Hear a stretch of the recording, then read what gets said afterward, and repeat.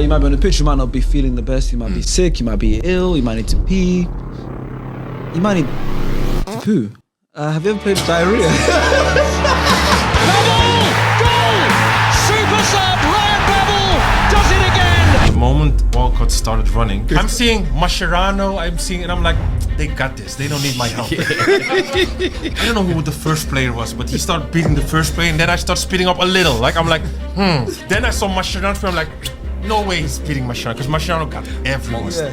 Mascherano came, boom, that's where I'll be like, oh! I've said so many stuff about the Rafael Benitez over the course of my career. Yeah. Tactically, incredible coach. But in terms of helping, managing, terrible. Steven Gerrard. Is he the best player you've ever played with? For me, yeah. You know, for me, before Gerrard, we had a player who did similar things in Ajax. That was Wesley Sneijder for me. And then Gerrard did those things the same, but on a way higher level. I had a £10,000 fine for that. For a tweet? Yeah, I tweeted, and they call him the best referee, like, don't make me laugh, right? Yeah. And then I tweeted that with our web picture in a Manchester United. I was more impressed with Peter Crouch's finish. Yeah, that's why I mentioned Peter Crouch. Yes. He had an incredible mind, very smart and intelligent. Percentage of football players that goes bankrupt today is 62%. If your career ends at 35, by 40 you're bankrupt. 40 in the grand scheme of things is young. Hello, welcome to another video on SDS. I'm gonna call this SDS exclusives. You know, where we have an exclusive episode with a guest or more than one guest that we think is a big name or has an amazing story. Right? Very good. Fuad's here next to me as my co-host today. Privileged to be here. Yeah, but also he's, also it could be a main host sometimes. That's how good he is. Yeah, so good to see you, Fuad. Good to be here. Good to be here, fellow host. But today, we have two amazing guests. One where I think maybe needs no introduction, okay? For us anyways, our age group. Definitely. But maybe the younger audience maybe do need a little bit of introduction. It's Ryan Babel. Hey, listen, take some noise of that. Good to see you. Good to see you. Thank you. And alongside Ryan Babel, it is, would you say, business partner? Yeah. Friend? Yeah, both. Both. Yeah. Business Look like they partners. could be brothers? Right? Yeah. Also. yeah. Soufyan, welcome. Thank you very much. So welcome both of you guys to SDS. Thanks you. so much for coming. We've had a few conversations before this, and I'm happy we got to actually make it happen. And I know people are going to really enjoy this episode, right? I know we're going to enjoy the conversation. Definitely. And if you guys do enjoy this, please let us know in the comments your thoughts. Things you've taken away from this, because I promise you, if you're just a normal football fan, if you're an aspiring football player, if you're a current football player, we have all of these people that watch these episodes. You're going to take something good from this episode. So please sit down, enjoy, and listen to this amazing conversation, because, Ryan, we're going to talk about your career, of course, right? But another thing we're going to talk about is why you guys are both here, what you guys do together. And that is money management for footballers, of course, but also other people who have, high profiles or a lot of money that they don't know how to manage it. And that's where you come in, Soufyan. Yes. Sport Legacy is the company. Yes. So really briefly, because we're going to talk about it more. Yeah. But if you had like one top line to explain Sport Legacy, I'm putting you on the spot. If you had one top line, I'm going to come back to it later and really understand it, because it is an issue in sport where people don't know how to spend their money. It's a lot of money coming. They don't know how to save their money because they spend it too much. Right, so what is the one top line of Sport Legacy, Soufyan? One top line, just short, because we're going to come back to it later. But this is right at the start of the episode, and I want them to know in one sentence or one short paragraph what Sport Legacy is and what they're in for later in this episode. Sport Legacy, yeah. Good. It's a difficult question, actually. In one line, yeah. I used to. It can be more than one line. In more lines. We're going to get into the more lines. We are a later. wealth management company for professional athletes. We are helping athletes actually with managing their wealth, and hopefully that after their career they can at least maintain their lifestyle and don't fall in the black hole. So that's what we are doing with Sport Legacy. The black hole, I like that. It sounds dangerous, isn't it? I feel like that's almost like a theme that we've seen over the past 20 years in football as well, as the money has gotten bigger and bigger. Yeah. And you just almost see so many more failures and so many more kind of stories like this. So to just have someone who's been through that, experienced it now, and on the other side as well, so there's going to be a lot to talk about. So I'm interested to hear it. But before we even, because that's what you do currently. Yeah. Let's take it back let's go back in time. Amsterdam. But before we even go back all the way to Netherlands, fun fact: everyone on this table was actually born in the Netherlands. That's actually very true. Yeah. So we all started in the Netherlands. The only difference is, I was born in Utrecht. He was born in Amsterdam. Yeah. But the only difference is only that side of the table. So fun fact out the way. Know that. Wow. Yeah. But yeah, go ahead. But let's go back to Amsterdam. Obviously, both of you born there, raised there. Talk to me about growing up in Amsterdam, because I feel like that in itself is different to almost like growing up in London. The football culture, what that was like getting into at first. Talk to me about your experiences growing up in Amsterdam. Well, for me, there's a place in Amsterdam called the Belmer. Mm-hmm. I don't know if you guys are familiar with that location, but the Belmer, unfortunately, have not the best reputation. Yeah. I must say they do much better now. They reconstruct. They knock down the older flats that you also have here in London. In the less fancier parts. Yeah. The Belmer created a reputation that everyone was kind of like looking down on. We had in the early 90s, we had like an airplane crash in the Belmer as well. A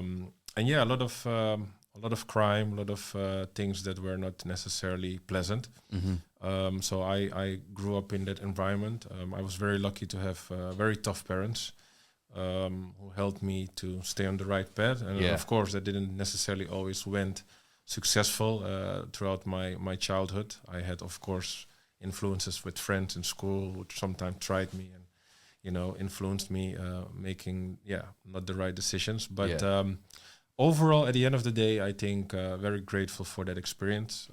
It was. I'm very proud to say that I'm from Amsterdam. And you often, when you travel abroad and you say you're from Amsterdam, they'd be like, "Oh, that's cool, right?" In a nutshell, it gave you some character almost to kind of develop. Definitely. Same for you, Soufyan? Not the same. I think I grew up in a white neighborhood. My parents, they always thought like we have to move to a white neighborhood, so it will be safer and cleaner, and also if you want to go to school, like a white school, I've went to a white school as well. But honestly, I can't remember me too much of that time. Also because we were at that time we also played I played in the youth of Ajax as well. That's where I actually. I was actually going to ask, how did you guys meet? In actual fact, in the youth academy of Ajax. That's where we first. The greatest youth academy in the history of football. So it was actually for me like going to school. After school, there was like a taxi that brought us to the training ground, and then after training go back home, and next day the same. What was that like getting into Ajax for you both? Because I imagine, as you said there, Ajax is almost like one of those academies everybody speaks about. Ajax, River, Boca Juniors is up there. But living in Amsterdam, in the area, as you said, it's a rough neighborhood. How do you get picked up to go into that type of academy? Because if I'm not mistaken, you actually got rejected the first time you went. Twice. Yeah, so how do you go He didn't even know himself. Learn something new every day. But how do you go to get into that after getting rejected? Well, I mean, they created these days where you can register, and then it's like a week where thousands of kids go, and then they would just have all these people from Ajax, have you go to the next round. And I think you have like 5 or 6 rounds until you're then being tested with even players from the academy itself to see if you can measure. But always after the 3rd or 4th round, then they sacked me twice. So imagine you being 8 and 9, and you think like, oh, my career's over, like I'm not good enough. But then I remember after the second time, I was kind of developing this attitude, like, you know what, I'm gonna show you, and I showed myself at the club that I was at called Fortius. I was doing very well at age 9, and then now they came to me and saw me doing well. So they, knocked on my parents' door and be like, "Hey, we want to invite him." And that's I joined Ajax '97 when I was. How old was you? That was the first year of the toekomst. The first year of the toekomst. What's the toekomst? The toekomst is basically where they are based, and before they were based there, it was in the old location. It was all together. It's called De Meer. Okay. It was with the first team, and that was the time with Louis van Gaal and all the the major youngsters, generation. And if I remember, I did the trial there, and then as soon as I was accepted, the first was like, remember the toekomst, how brand new it was. It was like, whoa. Like, it was really nice. They're still there, by the way, But And you guys there when it first opened, so yes, even it was fresher. very new. Wow. And you could feel the upgrade and everything, and it was a great experience. And Soufyan, how was it for you getting into the Ajax Academy? I can remember I was 6 years old. I was a striker first. Yeah. And then I received my first letter. Like They did you are letters, invited. Oh. Yeah. Imagine that when you wake up one morning and Ajax is sending you a letter But saying you're in the academy. The funniest part is I can remember I was playing football in a local team called DVS, and the funniest part about what I can remember is that there was one day my uncle, he went to Ajax with all my nephews and he didn't invite me. So I came there on a Saturday afternoon and I was like, where is everyone? Yeah. And my auntie said, they went to Ajax. And I was so sad. I was so sad. At that age as well. And then my mother, she made dua. Yeah, Supplication. And she said something I will never forget. She said, go, my son, there will be a day that you will invite them. And subhanAllah, the next, 2 days after, I received a letter from Ajax. Wow. you can. That's powerful, man. Yeah. You can come, and as I can remember, I played maybe 2 games, and then I had 1 week training with the team, and then I was hired in the youth academy. Yeah, It was a different time because it was before we actually used the internet. So Yeah. you got it was these harder. letters. Oh. And I remember also received the letter. You saw the Ajax logo, like the emblem was like. That was incredible. My father terminated the letter. I remember. We had stages. Yeah. And when I was at the final stage, I had to receive a letter, but my school grades were so bad at that time. So I can remember my father, he came and he saw my figures and then, where's the letter? Where's the letter? Whoosh! No, you don't have the crying. Wow. And you had to bring the letter with you to the show proof. that. Yes. So you came with 4 pieces. It was Killer. And I was lucky because my mother made always a copy to save it for the future, so to look back at it. That was actually Wow. Yeah. So it's the copy that you took. Yes, I took the copy. Wow. Did they know? Did Ajax know you took the copy? No, that was fine. It was you have to show some proof. That's such a good story. Yeah. So you're both at that point in the academy. Were you in the same age group or no? So I'm 1 year older, I think. No, I'm from '86. I'm 90. Few years difference. But no. But maybe did you play up? Or were you closer in the age groups or? Because you guys were both in the same youth academy, but you're in different age groups. Yeah, different age group. So the thing was, there's you see all these different generations of boys walking through the hallway and everything, right? So this is like the under 12 or the under 10s, and I do remember Soufyan. I forgot those guys' names, but he was in a interesting group age. With they had a lot of different characters and personalities and talent. So I remember Soufyan briefly at that time. Sometimes you're let's say on game day your game was finishing earlier than some of the other teams were still, and then you would have a look, right? So sometimes I would watch these games and see who's up next, these type of things. So What's it like training in that academy system? Because I feel like there's so many academies nowadays, but the Ajax one just feels a little bit special. And obviously you boys growing up there, once you're in there, what is life like in there? Is it almost like school, like a regiment? like a military side. Professional. And do you see a natural path to the first team? Like every year you see normal progression, or is it a thing you're fighting every year? Yeah, so Ajax immediately they want to make you aware of that they are stand for something, right? So it's like discipline and creativity, and one of the things I remember was like these kids, whether they're 6, 7, or 8, their parents would, let's say, hold their bag for them and whatever, and Ajax was not allowed. You had to hold your own bag. Love that. Right? Wow. Before every training session, the coaches would come see if you had cleaned your boots. If they would see some dirt, you would not play, or you could go home, and like these little things. So, immediately discipline was required. On time. Being on time, all these little things were immediately, like put in, and I think that definitely helped to realize, like, okay, you know what, to become there, you have to have the right mindset. Strictly diet for me. Yeah.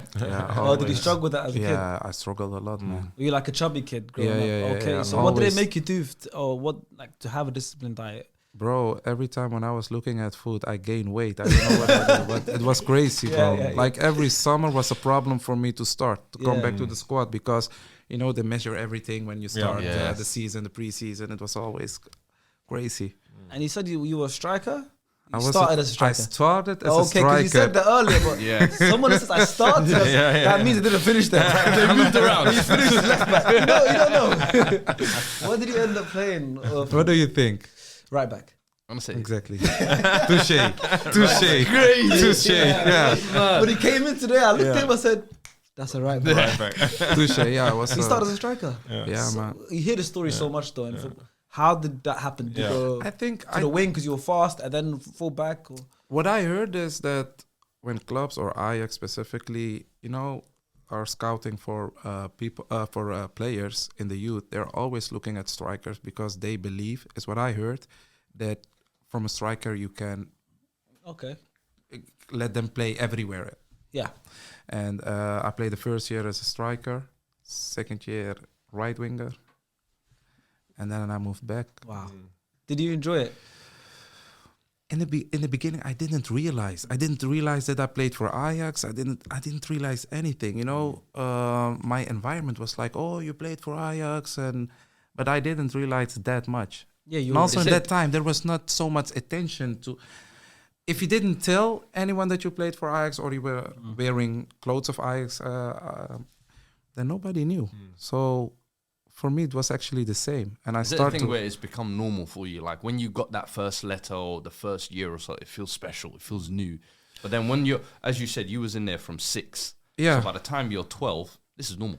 Well, this is part not fully. Maybe you don't agree, but it's not fully, because the thing was after every season you could have been like kicked away. Okay. So they kind of treated it a little bit like school, with a passport. Yeah. So you had like a card, like passport. Like an Ajax passport. Yeah. So then halfway through the season, then they would invite you and your parents, and then they would see like they would either say like Ryan is doing well and blah, and then they would give you like how you say that? How do you say that? Good grade. A grade, yes, exactly, right. So then in, let's say, December, you would either know like, okay, I'm on the right path, or this next 6 months I have to be like, because at the end of the season they might kick me away. So then by the end of the season, like of course you build a relationship within your team. Then every time when you walked out that office, then the next one would be, and they'd be like, and are you staying? Are you staying? And then sometimes these guys came out crying with their pants. Oh shit! Like it's almost like they get kicked out. So every year it was like you had to prove that you were up for another season. So I agree. Wow. When you're there almost like year after year, obviously you went on to make it onto the first team. Yeah. What for you was the moment where you felt like I can make it? Because for so long, as you're saying, every 6 months you're almost in question. Yeah. But there must be a moment when you believe in yourself and you can see the path, and you're like, because you made your debut young as well. So I was 16, but I played in the under 19s, and then I remember that particular season, I knew there were a few guys who were having a chance to get a contract, and I was one of those guys. So that's where I knew, like, okay, I might get close. Yeah. And then eventually I ended up getting a contract. And then they immediately put me in the under 23s as a 16-year-old. And then not too long after, I made my debut because of circumstances, you know, and that was it was incredible, like, you know. And you made your debut and then didn't play again till the next season. Yeah, so I was not an official first team player. Yeah. The reason why I made my debut because Zlatan was injured, all these guys were injured, and they had no striker. Even normally they look at the second team with the striker. It was a crisis. Yes, it was a crisis. And then the first striker in the second team who was above me was also injured. His name was Jason Colina. Yeah. He ended up later playing for PSV Eindhoven and stuff, Australian striker. Yeah, Australian guy. And then they were like, well, then we have to give Ryan his debut. So you must have thought, lottery, like, this is like crazy. the circumstance, the chances are so slim. 2004, Wow. And then on the other side for you obviously didn't make it to that first team level. What was the moment for you where you almost thought, oh, wow, it's not a possibility anymore? I think when I received the phone call that Ajax doesn't want to continue with me. What age was this? 15 years old, yeah. Then I realized, like, okay, that's it. And I can remember my father had a friend and he was selling clothes, you know, like one-on-one items. I called him, or I went to his shop, I took a bag and I started to sell clothes in Amsterdam. I was like, okay, So you didn't think then to keep playing but try different clubs? No. You just said, khalas, it's not. That's it's why not for me. I always thought, like, was it really my passion? Okay. Okay. And that's, I don't know. And that's funny because so many people, when you're young, you're just playing football when you're at school. Yeah. Your friends are playing it, you're enjoying it.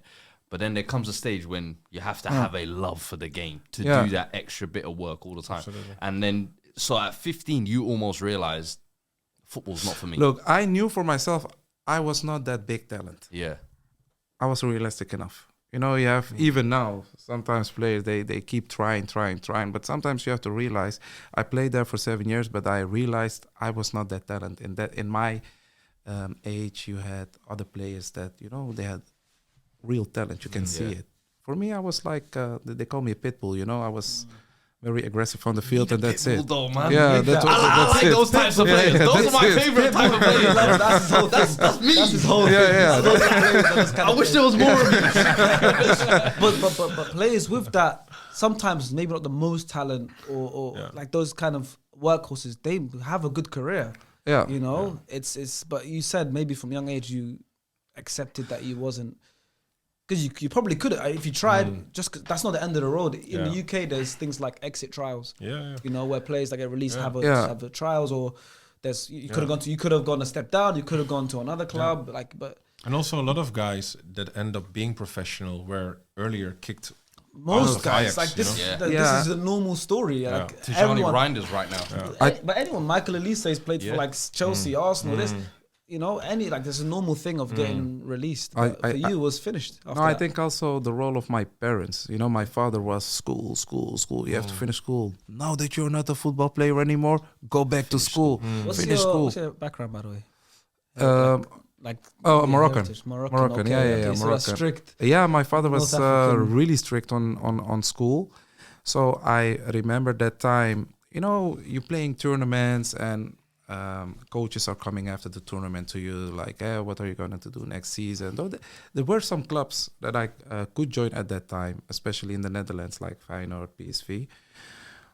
But I never had the greed, like, you know, I want to continue, I want to finish this. I went back to school, and that's it. Wow, that's I mean, listen, and it worked out for you in a way Alhamdulillah. where, alhamdulillah, you know, Yeah. that's what's interesting because it's so tough as a kid to receive news like that, and some people don't ever recover, you know, and It was not meant to be. It's not meant to It be. was but not that's meant to be. That's a good mentality. Yeah. Let's move on from academy life at Ajax. You got through to the first team.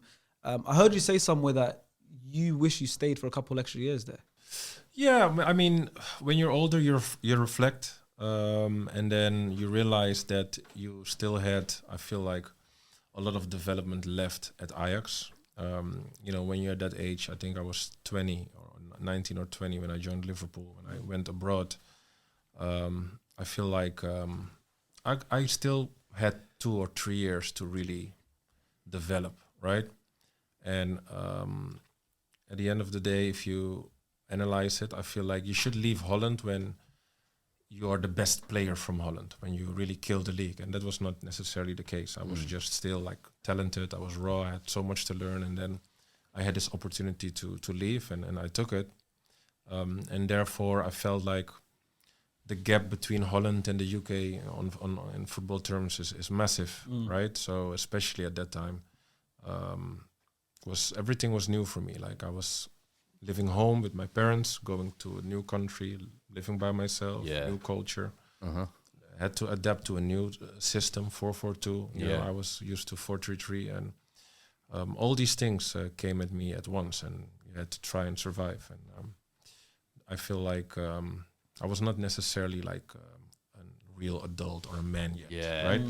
I was still, I feel like a kid that left home, early. So when you said you wish you stayed for a couple more years and developed, is it more develop as a player or develop more mentally? I think both. Both. Yeah, probably both. Yeah. And I must say that eventually the time at Liverpool developed me eventually how I supposed to. Of course. But it was with a lot of like fight, Yeah, you know, you a lot have of to, like knockdowns roughing and up. So And almost before you went to Liverpool, you saw players before you leave, like Van der Vaart, Schneider, Zlatan, and they all left when they were at the best. So is that kind of where you're thinking as well? And having played with some of those guys, when you broke through, they were almost like some of the top dogs in that team. Absolutely. What was that like for you coming in? Did you feel like, I'm going to be the young guy who's going to amaze these, or let me just pay the respect and just sit back?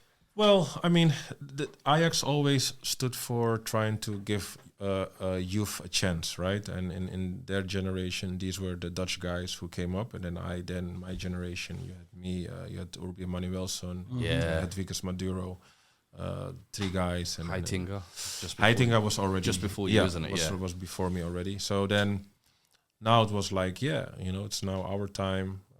We are the next in line to try and push it forward. And you just try to enjoy that ride and prove that they made the right choice. What was Zlatan like back then? Because now we know the lion, the goat that is Zlatan. But the thing is, you hear the story. But that he was was like that. He was really like that even from the Ajax? start. Yeah. No, I have a few funny stories with Zlatan. Like, so I was in the second team, and I didn't make my debut yet. So when I was in the second team, Zlatan was in the first team, and you had at that time the first team and the second team being in the same, close to the near dressing room, we were training at the stadium at that time. And so we always saw those players and the whatever. And then Zlatan had like a little injury, so he had to do some work in the gym. And then I had a training session, so I was doing some biking before, and then Zlatan was there in the corner working with the physio. And the physio was like, he had to do some reps for his knee and whatever. And I guess he had to do 4 or 5 more. And he quit. And then physio was like, Zlatan, come on, 4 more. He's like, come on, man, I'm tired. And then the physio was like, bro, if you don't do your job, you see that kid over there on the bike? He's going to replace you. He's the next big thing in line. Then Zlatan was like, yeah? He was like, oh, shit. And then he finished his reps. Like those little things. Yeah, I hear the conversation. So I was like, oh, shit. But those little things, and then a little bit later, obviously, I started training with first team. And then at that time, the young guys always had to like pick up the balls and clean take the cones and everything. And then you had a few players who would then still kick the balls elsewhere. And I had to try and collect them, right? Yeah. Then Zlatan apparently we did some finishing and he kicked the ball very far. So then Ronald Koeman at that time was the coach. He was like, Zlatan, like pick up the ball. So Zlatan went there like, okay, whatever. And then all the balls were nearly done. So we counted them. And then Zlatan shot the ball all the way from there. Whoop. And everyone was like, watch out. And I'm like, what? And the ball came in my face. and then I had like, my nose was bleeding. No. So he started running and he was like, you okay? You're a big guy. Come on. He was like, fuck up. Yeah, so yeah, these type of moments, we had like, and imagine, I was still like 16 and I was looking up to these players and obviously to Zlatan as well. But it's funny that he always remained his natural character and Yeah. personality. So Because that's the thing. A lot of people think it's a gimmick or an act. No, And I read his book, and it shows from Malmo days he was still had the same mindset. Yeah. Coming through the ranks as well, you obviously saw Schneider and Van der Vaart go in before you. I think they're like some of the best players I've seen in the Netherlands national team. Were they that good in the academy as well? Were they spoken about with that aura? Yeah, I remember. Always also watching.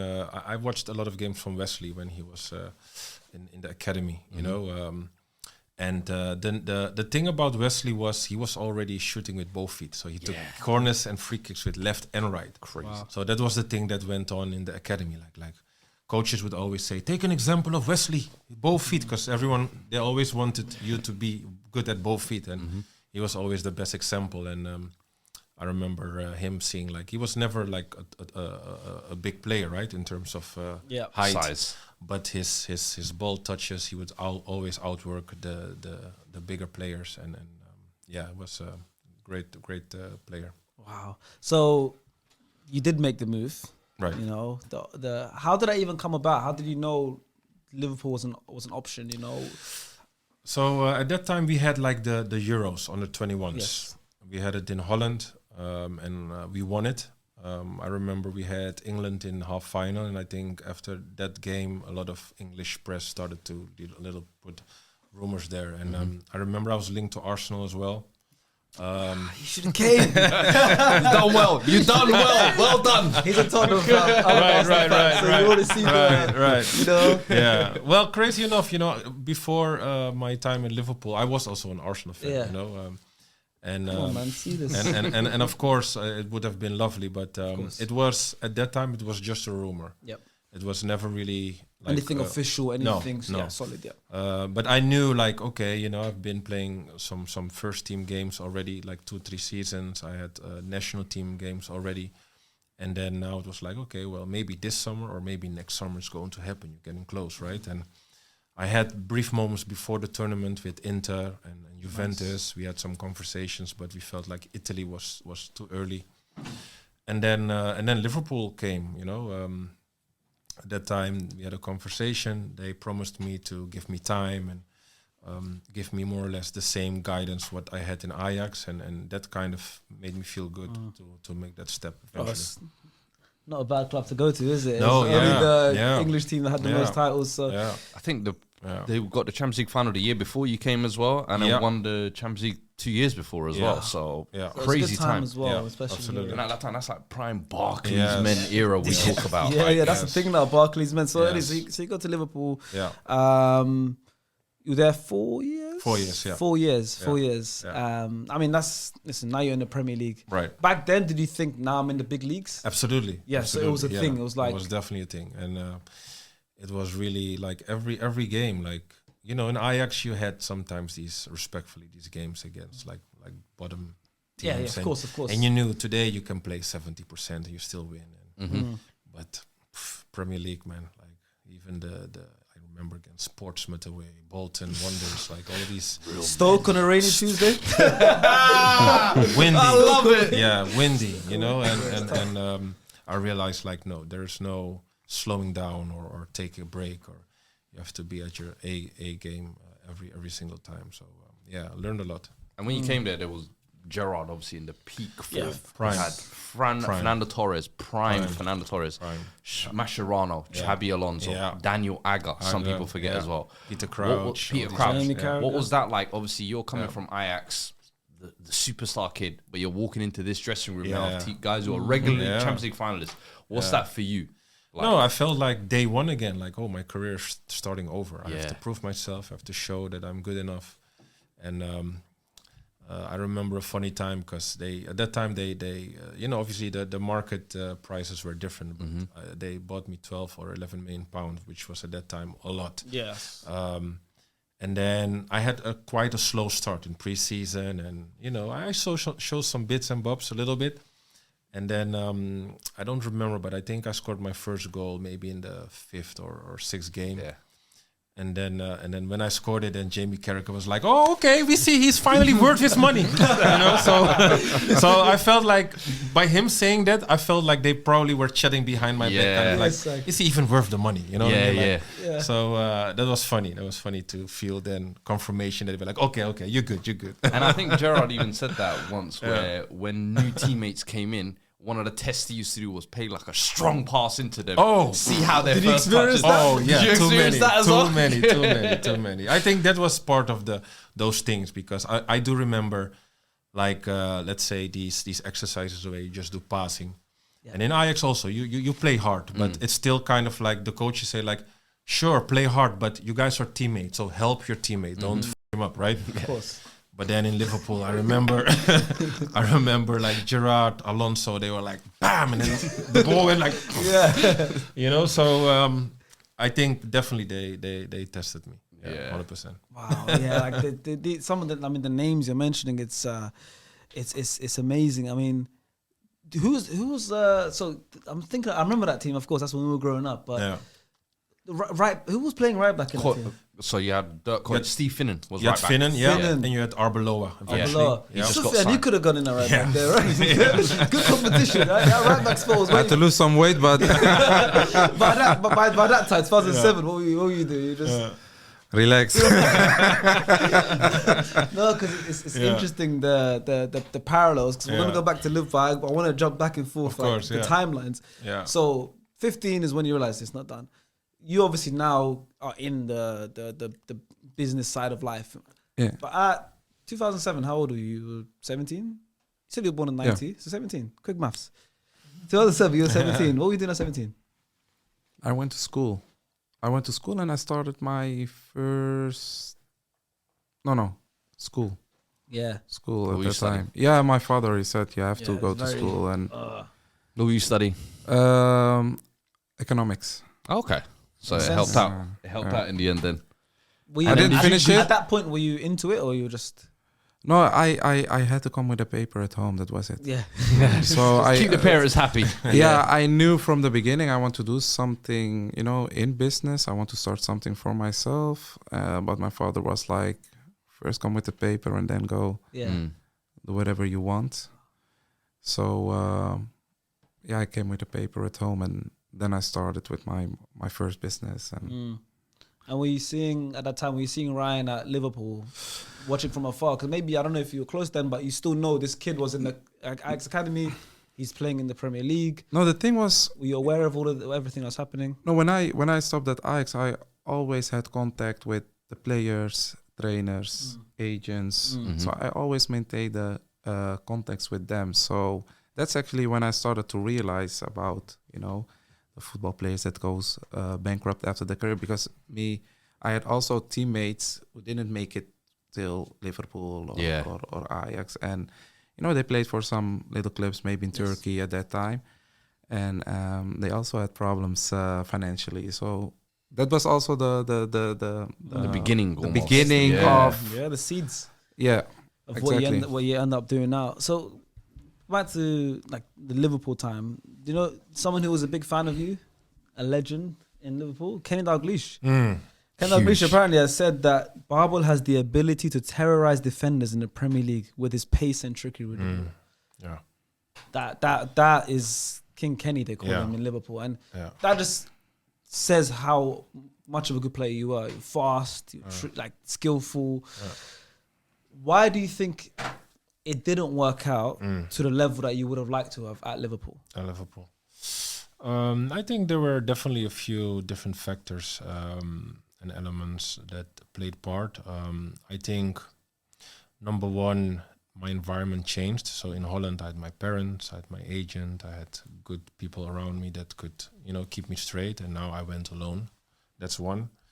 Also, the guidance that I got at Ajax with the assistant coaches, the people who were putting extra work in, I didn't get that in Liverpool. So I had to discover all those things alone. And then eventually I feel like even though we were a good team together in Liverpool, I feel like also the teammates didn't necessarily help you. They didn't pick up your hand, like, come on, you're good, you're all right? It was like really... you felt like, okay, everyone is kind of on his own and everyone wants to be the star, everyone wants to be important, and no one was going to be like, come on, man, like you can do better Chin or up. whatever. Yeah. Like in Ajax, that was the environment, you know, and in Liverpool, it wasn't. Was So that a shock for you? It was an eye opener, and it was I was kind of still naive at that time, thinking like, oh, we teammates. This is how the football culture is, and yeah, in reality, it wasn't really like that. I was going to say, because at that time you had Rafa Benitez as your manager. Yeah. How does the manager help in that type of situation? Because where you're saying, you know, your teammates, maybe you can't lean on them, but at least maybe you could look to your manager. Fuck, that's what Because he's the one that signed you as well. Yeah. So talk to me about your relationship with him. I've said so many stuff about the Rafa Benitez over the course of my career. Yeah. But Top coach, though. Tactically incredible coach. But in terms of helping, managing players, you know, like people, terrible in my opinion. And I knew I wasn't crazy when even guys like Gerrard would say that, and you know, Carragher, they would say almost the same, you know. But yeah, he didn't help at all. And as a Dutch player, you were used to, if things weren't not clear, you were able to step in a coach dressing his office and be like, hey, what's going on? Why am I not playing or whatever? And then he would give you an explanation, like, I feel like you have to do this or you have to work harder here. And when I did that with Benitez, like, he didn't appreciate it at all. He was like, you need to shut up and work hard. I'm like, what does working hard means? What does that mean, right?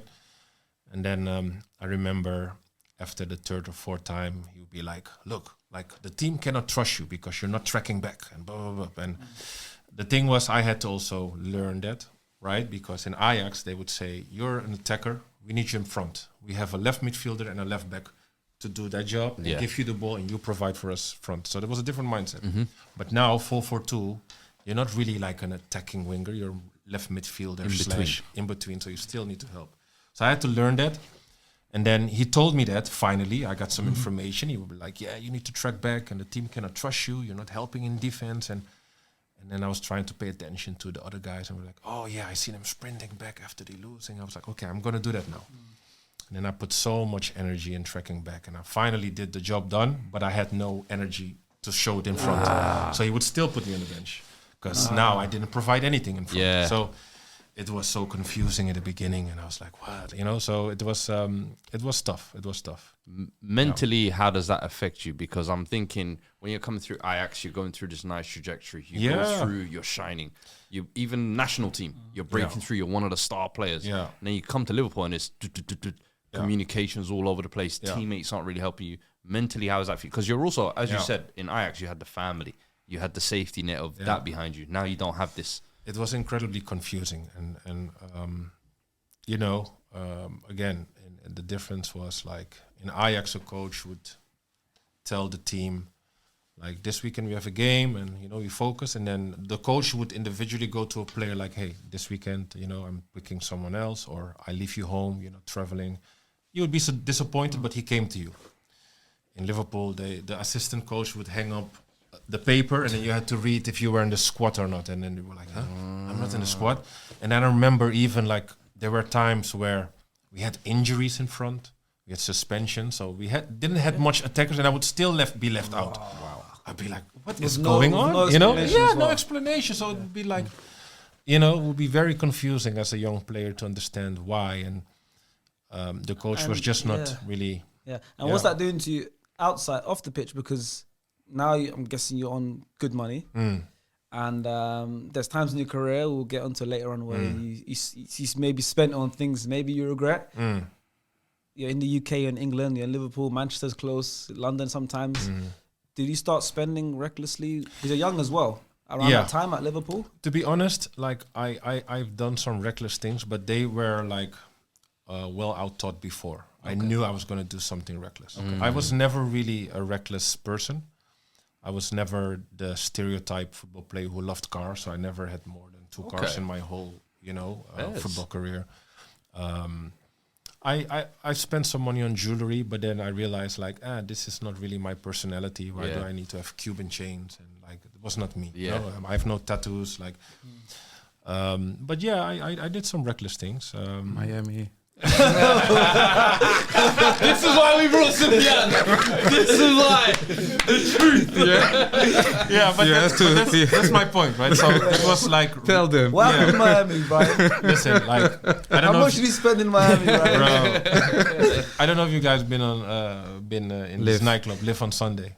No, but I've heard about it. Yeah, I've heard about it.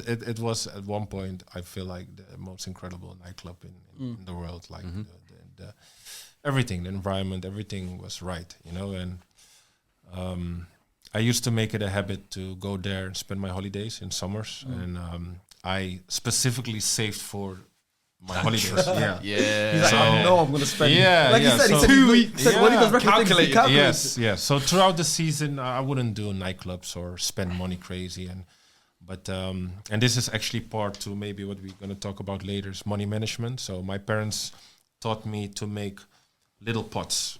Right, you get your salary 100%. You put 10% in one pot, 20% in one pot, 40% in one pot, and 50% savings. Doesn't exist. So I made like a holiday pot where I would save every month money. What I knew at the end of the season, that's money to spend for tickets, hotel, whatever. And then at one point, every year it became crazier and crazier. And at one point I remember it was Memorial Weekend. And Memorial Weekend is like, I guess, a special holiday in America. Yeah. And we had like Rihanna, we had Drake, we had Birdman, we had Lil Wayne in the night. And we were all like, hey, this is the time to really shine. That's cash money times, bro. YMCMB times. That was a good time. So I remember like, I spent like this $100,000 bottle, Ace of Space, 15 liters. Yeah. Bro. Excuse me? Yes. 100K. How much? Yes. Yeah, crazy. Yeah. The most stupidest thing ever you can do. But you have at least your picture. Well, the whole yes, All of the everything. Yeah. Trust me, they Come want on. Yeah. And it was eventually an incredible night, I hope so. It was. But next day when I woke up and I had the bottle carried to my room, it was like still filled for like 85%. And I looked at it and I was like, Not worth What it. did I do? what did I do? Yeah. So, but this is one of those things that made you put in context, like, like you work so hard for, and then you spend it on some stupid stuff, So, yeah. What was the contract difference like between Ajax and Liverpool when you got there? Because I imagine Ajax, you're obviously coming through, you're a young prospect, but Liverpool now, international. Yeah. Champions League football, big time. Yeah. The money must be day and night. At that time, I would say so, because I remember in Ajax before I left, I think I was on 800 gross Okay. annually, and then when I went to Liverpool, I was 3 million gross. Gotcha. Yeah. So I signed a 5-year contract, and of course you had some bonuses. And Of course, I was whatever. going to ask bonuses as well. So of course at that time it was a massive difference. But if you look now, the contract that guys get already, it's not even there, not even close. So. But at that time, it was a lot of money. What was the bonuses like? You get bonus for everything, right? Appearance on the bench. It's no. Well, that's what, is that not Listen, true? well, we play football Maybe it's manager. okay. We play football Yeah, manager. on Football Manager. So on football manager, they give you. No, some. Bro, no, but some I of thought them. that even now, today, like, if someone's Yeah. named on the bench, they're having a bonus. Really? Yeah. Especially Unused with the substitute players fee. from the youth. Like Yeah. if they're joining the first team and you're playing like 10 Yeah. games, they get a 10K extra. No. Okay. That. Or if But- they're joining the squad, no, they will have. I had those type of bonuses. The X amount of games, you would get an extra. I should have negotiated the contract. Yeah. I would have got if it doesn't get picked, it's still fine. So you get the extra. Oh, okay, No, I didn't have interesting. not Okay. bonuses for appearance on the bench, but no. So you could travel away to it's crazy. Portsmouth, which is right at the bottom of the country, Right. and unused substitute, you're not getting paid any extra. Yeah. Damn. No. Okay, so you're at Liverpool. Yeah. You said Fernando Torres is there, Peter Crouch. These are like top strikers, What's it Absolutely. like being around them, training with them, the finishing and everything? Did you pick up a lot? Torres especially. Yeah, did you pick up a lot? Well, you know what? I was more I was more impressed with Peter Crouch's finishing. Yeah, that's why I mentioned Peter Crouch as well. Yes, That's what okay. people don't mention. Talk to me about that. He was incredible. He was tall and he was not necessarily fast, but he was very calculated, very technical. He had an incredible mind. He was very very, very smart and intelligent. I think you have to be. If you're someone who's 6'7". he's not supposed Yeah. to be a football player, you know. Yeah, So it's crazy. it's like someone who's really small. Yeah. You have to be smarter than everyone else. You have to work Yeah. twice as hard. Yeah. So for him Yeah. to have that career Yeah, with that body, yeah, he had to be smart. yeah. It The was. guy was scoring bicycle kicks. Yeah, bro. exactly. Like that's what he Come did in on. training sessions too, and I was like, And he unbelievable. struggled early on in Liverpool Yeah. as well. And then Yeah. by the time you came, he actually started improving, was Yeah. scoring regularly. Yeah. And then the comparison between that and Torres, though. Yeah, I'm no, thinking, Torres, of course, was different dynamic, and then, of course, eventually, you know, the Gerrard Torres eventually that clicked. That was clicked. synergy, and then even like we had guys like Andy Forenin and all these Yeah, guys. Vernon, yeah. You know, a lot of other strikers that eventually had no chance anymore. So even me, like, because I naturally was a number 9, and I remember already trying to fight for number 9 at Ajax because they put me left. Yeah. I never got the chance. And then when I went to Liverpool, I also kind of used that in the conversation. Like, okay, you guys buy me as a winger, but I also want you guys to give me a chance at striker. And they did, you know, those Carling Cup matches. Yeah, and, yeah, yeah. You know, but there was no beating Torres at that time, you know, so, yeah. I mean, whilst we're on Liverpool, there was a game that when we were talking before, you wanted to talk about. I don't want to talk about it. Because I remember. he's speaking about Arsenal. I don't want Be to. an Arsenal fan. I don't want to talk about And it. I said, there's a specific game I want to speak about. Right. And I'm sure you remember it. I don't wanna talk about 2008 Right. Champions League quarterfinal. Right. 4-2 the game finished. Yeah. But that's not how the story went. Right. The game was 2-2. Yeah.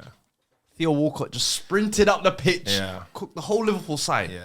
equalised. Yeah. You're on the bench. No, I was playing already that moment. Wait, so before we carry on, Yeah. this is the part I do want to talk about. yeah. What was that moment like? Listen. 16, like 6, 17, Listen. 18, I think it was. I think before he scored, I think it was then the game was in our favor, if Yeah. I'm not Yeah. wrong. If you actually watch that clip back, the moment Walcott started running, I was, I think, right behind him. And I'm running, and this was probably those moments Rafael Benitez meant, right? I'm running, and I'm seeing Mascherano, and I'm like, they got this. They don't need my help. Then he start. I don't know who the first player was, but he started beating the first player, and then I start speeding up a little. Like I'm like, Then I saw Mascherano, I'm like, no way he's beating Mascherano, because Mascherano got everyone. Yeah. Mascherano came, boom, and that's where I'll be like, oh! But I was already far, because he was already gone. And then the last one go, and I was like, I could have maybe prevented it. Because I could have come from his dead angle and tackle him here. But I was just like, you have to watch He's it got back. so much you more saw me like space, kind of running. 60 and yards, yeah, Bro, he ran up. it was Yeah. unbelievable. And It's I thought crazy. that time when Adebayor scored, I was like, you know, Tomorrow, Rafa Benitez on the screen. He's gonna say, Babel, there you are. For You sure. didn't run I back. love how that with, sure. with that goal, like Theo Yeah. did the amazing. And Adebayo Yeah. scored, of course, Yeah. tapping. Yeah. And he celebrated by himself. Yeah. Everyone celebrated Walcott. Yeah. Adebayo was like dancing. yeah, and then he realizes, oh, no, let Yeah, me go. yeah. So that was the game. yes. But Yeah. it ended up going well for you Right. guys and you specifically. That's Right. the next part you can talk about. I was gonna say, because you're saying there, you almost feel like you've cost the team not Yes. tracking back there. Yes. So then, is that for you? Okay, now I have to change the game because that third penalty, you go on to win it. Yeah. And then you go on to score the fourth. Yeah. Anfield, Right. European nights. Yeah, This is the unbelievable. stuff footballers dream of. Unbelievable. Talk me through that. Yeah. Because you're saying there 1 minute it's disaster. Yeah. Now how does the rest of the game go? Well, you know, you have these moments sometimes where you like just shrug everything off you, you know, like you already lost maybe. You know, you feel like you already lost. It's maybe 50 minutes to go. You have the ball now, you be like, okay. Normally it's like, don't lose the ball in certain areas. You be like, you already lost, so take a chance. And I took a chance to, you know, take, who was it? Colo Touré. Colo. But before Colo Touré, I think I had someone before. Then I went inside and then Colo Touré came. Yep. And then what it was like, I know there's this thing in the UK like about like diving, obviously. And I remember very well the beginning, like never dive in the UK, you know. And there were so many games before that particular match where I felt like people still dive, obviously, today, but they do it cleverly, right? yeah. And there were moments so many times that I could have got a penalty, but because I was so fixated, no, don't fall, because they're gonna think you're you dived, you know. So I stayed on my feet, and I never got the penalty. But it's supposed to be a penalty. Of course, if you went down, you could have got a penalty. Right. And with this particular moment, I remember because he didn't. If you look, he didn't do much, but he did enough to put me out of balance. Yes. He grabbed me, and then I kind of like, I don't know how you say use your it in body. English. Yeah. But then I kind of like, I call it Bambi legs. Yeah. You know, so I couldn't maintain my balance. I was on full speed, and that's where I kind of like dropped, and I got the penalty. It was so quick after we scored as well. It was like straight after, you know. And obviously that was good. That was important. And you know, when you see Gerrard behind the ball, you know it's 99% chance you're gonna score. Yeah. And that's when we were again in the winning side, and then Arsenal started pressing and pressing and pressing. And I remember it was a set piece. I remember One ball. everyone was back, and then they kicked it, and then 1v1. Yeah, 1v1. And then I was like, who's the last one? I was like, Fabregas. Come on. You're way faster than me. Yeah. You know, and he still tried to pull my shirt, but 1 against 1. It was, And it was the rest it of was a history. goal. Yeah. Well, I mean, What a moment that is, though. Not for me. Going back quickly, said when Gerrard's behind the ball, 99%. What's it like having a player like that in your team? 1 and 2. Is he the best player you've ever played with? Yeah. Steven Gerrard. Yeah, for me, yeah. Tell me, man. This is. You know how much I love Stevie G, and I'm not even a Liverpool fan. Yeah, no. I was fortunate to play with him prime. You know, when he was in his prime, I think he was 27 at the time. And you know, for me, before Gerrard, we had a player who did similar things in Ajax. That was Wesley Sneijder for me. He was deciding games. 90-minute free kick, Wesley would score. And then Gerrard did those things the same, but on a way higher level. And I realized, like, wow, like you really have, first of all, like a captain who really was not a man of a lot of words necessarily. You know, was not the one like. Jamie Carragher was the second captain. He was really speaking constantly. And he still is today. That's why he's the perfect for his job. Right. But he was always speaking at the right times and would know how to motivate the team at the right moments. And when you see, you know, when we would be in the tunnels and you had Steven Gerrard in front, you had the confidence to be like, hey, you know, he's going to help the team. I can go to war with this guy. Yeah. And there are moments, even away games, were mostly the toughest games where we didn't play well, and then Steven Gerrard just stood up, would dribble, or would take people on, or would shoot from distance, and would score the win. I'd be like, we actually didn't deserve to win, but we won. Yeah, that's how good of a player he is, and it's sad he hasn't got that Premier League medal. You know, he's had an amazing career. Yeah. But it's always that's what people always, because I love Steven Gerrard, right? And I always say for me he's the best midfielder in Premier League history. You agree? Thank you. See, he agrees. I like Kevin De Bruyne. There's other people. I love Kevin De Bruyne. I mean, wow, I think for me he is. But the for best. me, Steven Gerrard's the best. And the thing is, I hear the Gerrard case because Gerrard he can do everything. You see, like Kevin De Bruyne, even when I speak about, it's the attacking areas. Yes. Gerrard can do the defensive. Yes. Gerrard was almost like the jack of all trades, but the master of all as well. That is for me why I also have Gerrard up there. Yeah. Okay, but the thing everyone comes back with is, but he didn't win the Premier League. But Nah, you know, I don't and care that's about not. it. Yeah, No, I don't care about it. Exactly. I'm the same. Yeah. I want to briefly talk about Liverpool today. This Liverpool, because right now, at the time of filming, they're top of the league. They're top of the Champions League. Dutch boys running it as well. You got Dutch manager, Van Dijk, Gakpo, Gravenberg.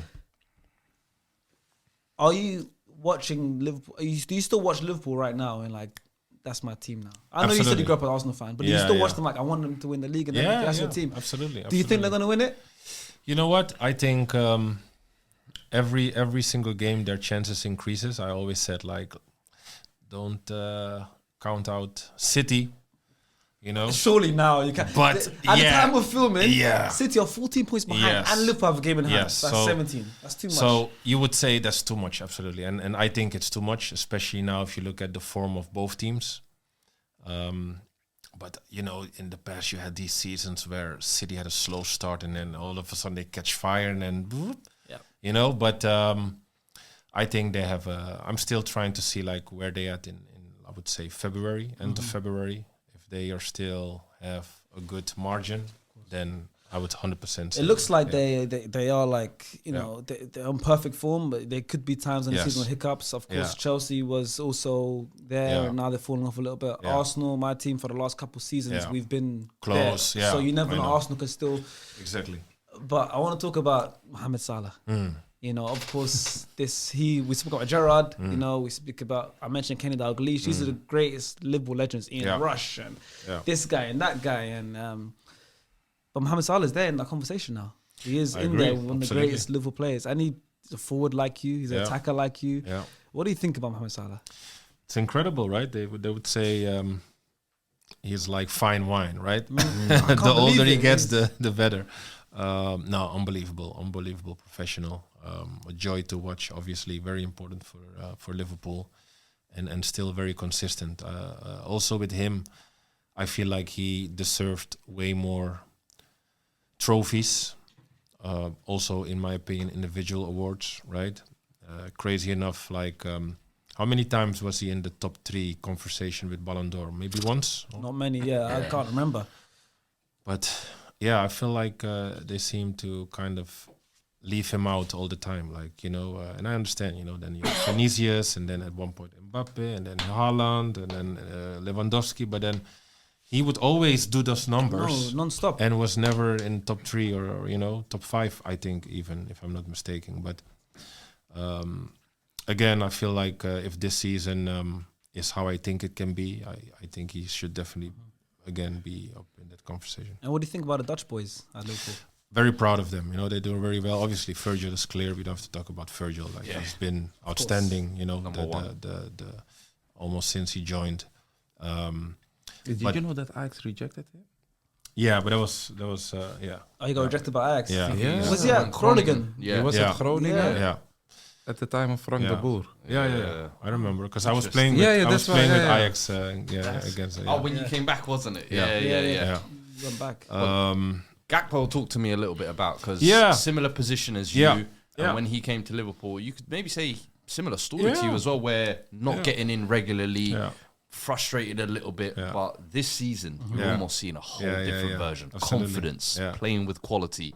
What do you make of him? No, absolutely. And again, it's like if you haven't had a Premier League experience yet, you know, especially being Dutch and coming from Holland to the Premier League, that gap is massive. You need time to adapt. You know, I don't know, but there are a handful of players who immediately are an instant hit, right? So with Virgil, he already had Premier League experience before with Southampton. You know, less pressure, so he was adapting. But again, you know, he needed time. He got the time eventually. I think people were patient with him overall, and now he's finally showing, you know, that he's good enough and very important for Liverpool. And it's the same with Gravenberch as well. This season he's really shown how good of a player he is. And it's interesting because obviously you speak about these 3, Van Dijk, Gravenberch and Gakpo, yourself. Obviously there's lots that outplayed at Liverpool as well. Dutch players all over, but the most interesting Dutch players for me are the ones from your heritage, Suriname, right? All right. It's like... What, such a small island, bro. I checked 600,000 population, I think, today. But you look at all the Dutch legends that are like 90% of the black Dutch legends are from Suriname. I know it's a Dutch island, but how is everyone from the same country? And should I marry a woman from Suriname? I mean, Project Bro,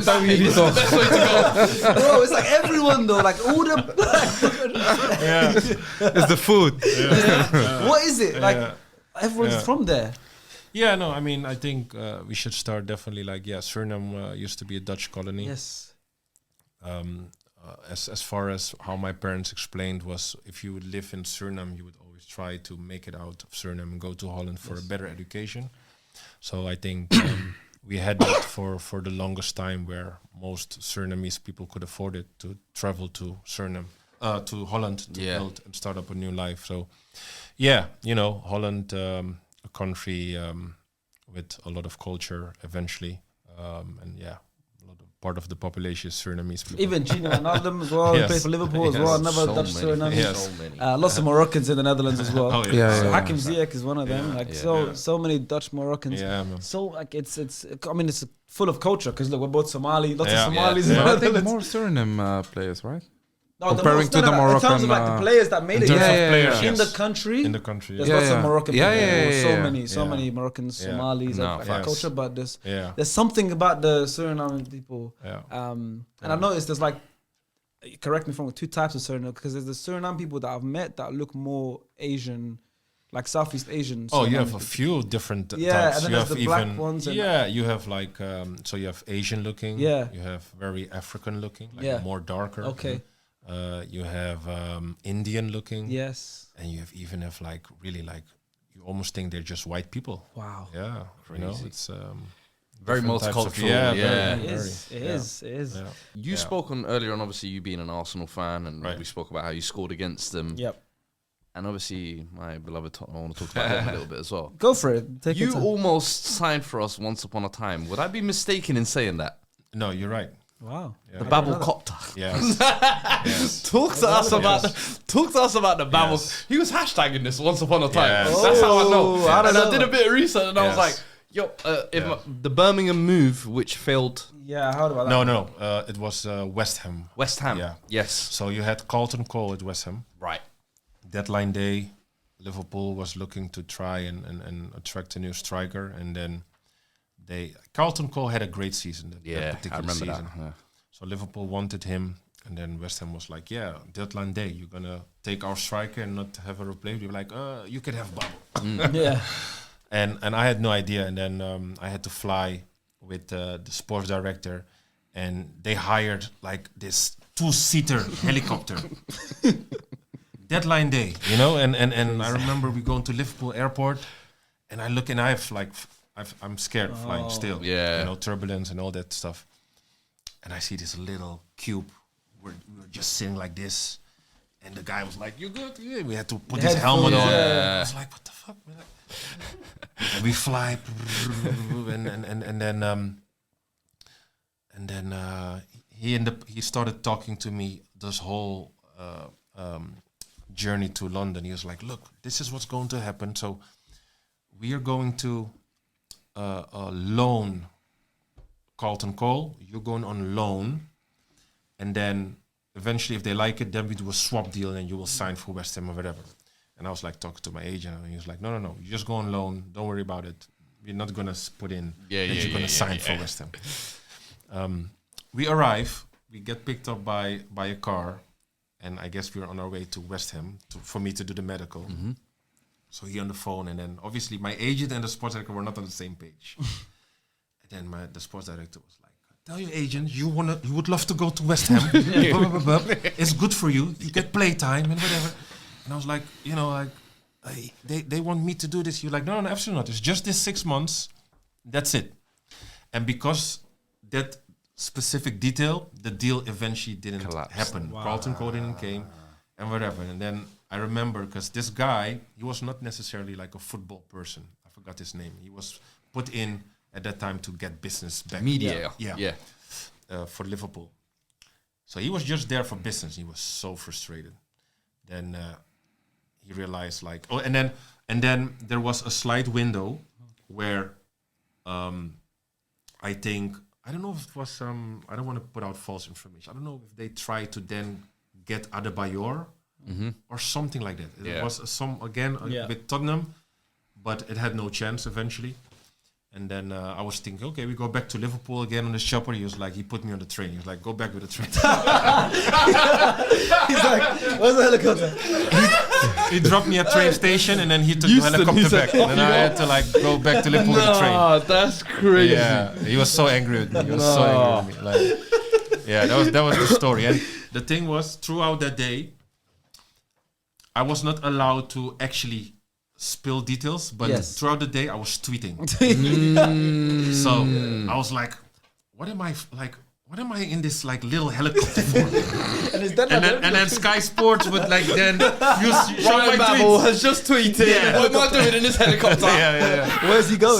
So it was an interesting day, but it was hilarious. It was That hilarious. is so funny. Yeah. So a couple of random questions. When you play football, you know, I always have these questions because, you know, you might be on the pitch, you might not be feeling the best, you might be sick, you might be ill, you might need to pee, you might need to poo. Have you ever played with diarrhea? Wait. Is there a story here? Wait. First of all, how did you know that? Because oh my god, this story has been shared once in a Dutch podcast. You speak Dutch or what? I told you I was born there. Yo! Sharky coming in.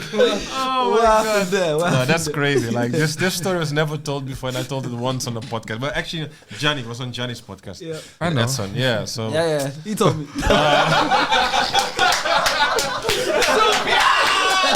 We love you! oh my What god. Nah. What happened? This was. But you have to give the details. Please, Yeah. please. This was before Also, how the coach was young. Yeah. No, this was still like academy football. Okay, I was under 18s, and it was Feyenoord Ajax. Was like for like championship. It was very close. Wow, and yeah. It was an important game, and it was in Rotterdam, and there's always tension between Amsterdam and Rotterdam. You know, like, and it was important to win. You know, for us to fill the gap and whatever. And I was the number 9 at that time. And we had a lot of great teams, both teams, and. We come on. We walk onto the pitch. You know, like you know when you stand in line, you have to clap for.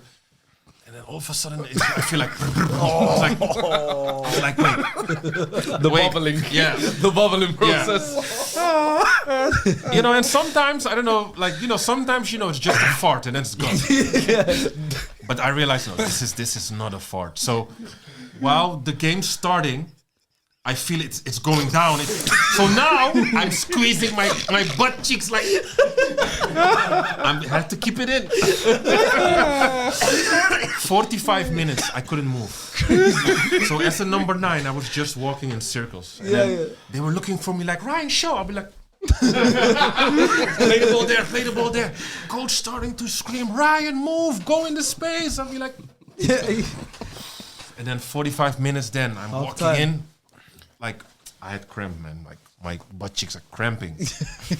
Sprinting inside, doing my thing, and I start sitting down. And then the thing was, because during corners, some of these guys were like, Ryan, what's going on? And I told them, I have diarrhea. They started left, so they knew. Of course. Because you know how teammates are. Like if you don't run, they gonna shout at you. Right? So they want to know, like, what's going on? You're not running. So now finally I did my thing. I start sitting. Then the coach comes in, and we didn't, because of that we didn't play well. And then the coach started going this whole 15 minutes. He's going in on me like blah, blah, blah. He said, "My grandma can move better than you," and blah, blah, blah, blah. And I was just thinking like, bro, you should have known like what's going on. But I didn't say anything. And then he was like, "Second half, you get 15 minutes. If you don't run, I change you." And I was like, don't worry, it's game time now, right? Second half, we started killing Feyenoord, scored 2 goals. I played amazing. And then, you know, that was one of the funny stories. That's crazy. Yeah, but That's good. Do you know what though? Yeah. That ended up better than I thought. I thought this is gonna go somewhere else. Yeah, no. So I'm glad it kept in. Yeah. You know, sometimes you're in this dressing room and you know that you didn't play well, but you still feel like, but did you maybe not see my efforts there? And then the coach, he's completely, and you don't agree, and then it hurt you. But that didn't hurt me at all because I knew the reason. I knew I was an important player. I knew he was not gonna change me immediately. Yeah. And then he was like, "You get 15 minutes. If you don't change your game, I'm gonna change." I was like, "Don't worry, like, I got this." I'll be good. The second half was like we completely destroyed Feyenoord. That's a funny story. And, man. Thank you, Soufyan, for giving me that information. Appreciate the insight for that, bro. I mean, and then your career, then of course, you left Liverpool. You went to Germany. I'm actually very curious about You this really part. like this is the part he wanted to talk about. This is the part I'm fascinated about because even before we get there, I just quickly want to touch on the national team because you missed out on the Euro 2008 with an ankle injury. Yeah. That's your first big injury in your career. Yeah. What is that like? Because as well, you went to the World Cup 2006, but you didn't get to play too much either. Yes. Is that a bit of frustration for you at that point? Because as well, Liverpool careers maybe not going how you would, but then now you're missing your first big tournament with injury as well. Yeah. Well, actually, so the Euros came after my first season in Liverpool. Yeah. And my first season in Liverpool was actually very good. You know, I had, it was a season with a lot of rotation, but I think I played overall a lot of games. We, of course, end up being half final that season. I had 5 Champions League goals that season. So I end up having a good season. I became Talent of the Year for Liverpool. Nice. And then for the Euros, I remember that particular season, Arjen Robben had not a great season. A lot of injuries. He didn't have much play time. So in the pre-season towards to the Euros, Van Basten at that time was coach. And he would say, like, listen, he was like, focus, because you might maybe be a starter. So he gave me that confidence. Like, if you do well pre-season, those friendly matches, and you do well, you're probably going to start above Arjen Robben, you know? And again, I did very well pre-season. And then one day before traveling to the Euros, we did one training. I did my ankle, and I missed the Euros. So, unlucky. I mean, it was, must have been it was a good, up until when we got knocked out. In the groups, good Euros for Netherlands. Had France, Italy in the group. Tough group of death. And made it out. And then we got cheated against Russia. Yeah, and Russia. I'm glad you agree. I'm glad you agree because I've always said it. It was, bro. Yeah, it was a shock result. That game needs to be reviewed by UEFA. I'm telling you. Right, absolutely. It was a shock result. Just on that though, you said there Marco van Basten was your coach. At club level, your first coach is Ronald Koeman. At international level, your first coach is Marco van Basten. Anyone from Holland knows these two are like. Plus, I mean, I always say the Netherlands. We spoke about the Surinamers, but just in general, just Dutch players. Yeah. Such a rich history in football because you're naming people like Van Basten. You said Koeman. You've obviously got Johan Cruyff. You got it's such a rich history. But like for you as a forward, what is that like as well? Because I imagine Van Basten, he can give you a wealth of knowledge. Yeah. Well, Van Basten had this thing that he would always talk to you in a way, and you would feel stupid. What do you mean by that? Condescending. I remember, because bear in mind, like, this was national team, but I had Van Basten already before he, at the start of his career as coach. So he came to do at Ajax at the second team. So there, I was obviously like, hey, Van Basten, like, great, you know, like, I can learn. And then I remember, and again, bear in mind, I was 16. We played one of these particular matches, Utrecht away, difficult match. And we won, and I scored this game. And then next day he asked me, he was like, Ryan, how do you feel you played? And I was like, well, I scored, and, you know, I was holding the ball well. You know, he wants to go depth analysis. And he was like, yeah, you think you play well, yeah? I was like, yeah. He's like, if I had your qualities, your pace, your strong, I would score 4 times yesterday. He'd be like, oh. He was like, but you know what's the difference? He was like, I had more this. He said. So he would kind of, I don't know, it was an insult, but at the same time, it was You had disability. Yes, you know. I so have a theory. That's how he would always talk. I have a theory. Many people have a theory as well. That strikers or attackers aren't the best managers, right? We saw similar clip. Remember that clip of Thierry Henry managing Montreal Impact? Mason, yeah, come. He's like, because I think you see all the best coaches. Why is it? You can tell me why. Right. But they're all like defenders or midfielders. You have a point though, because Van Persie now is coach. Yeah. And I think he's doing a little like right now. It's not up and down. Up and down. Yeah.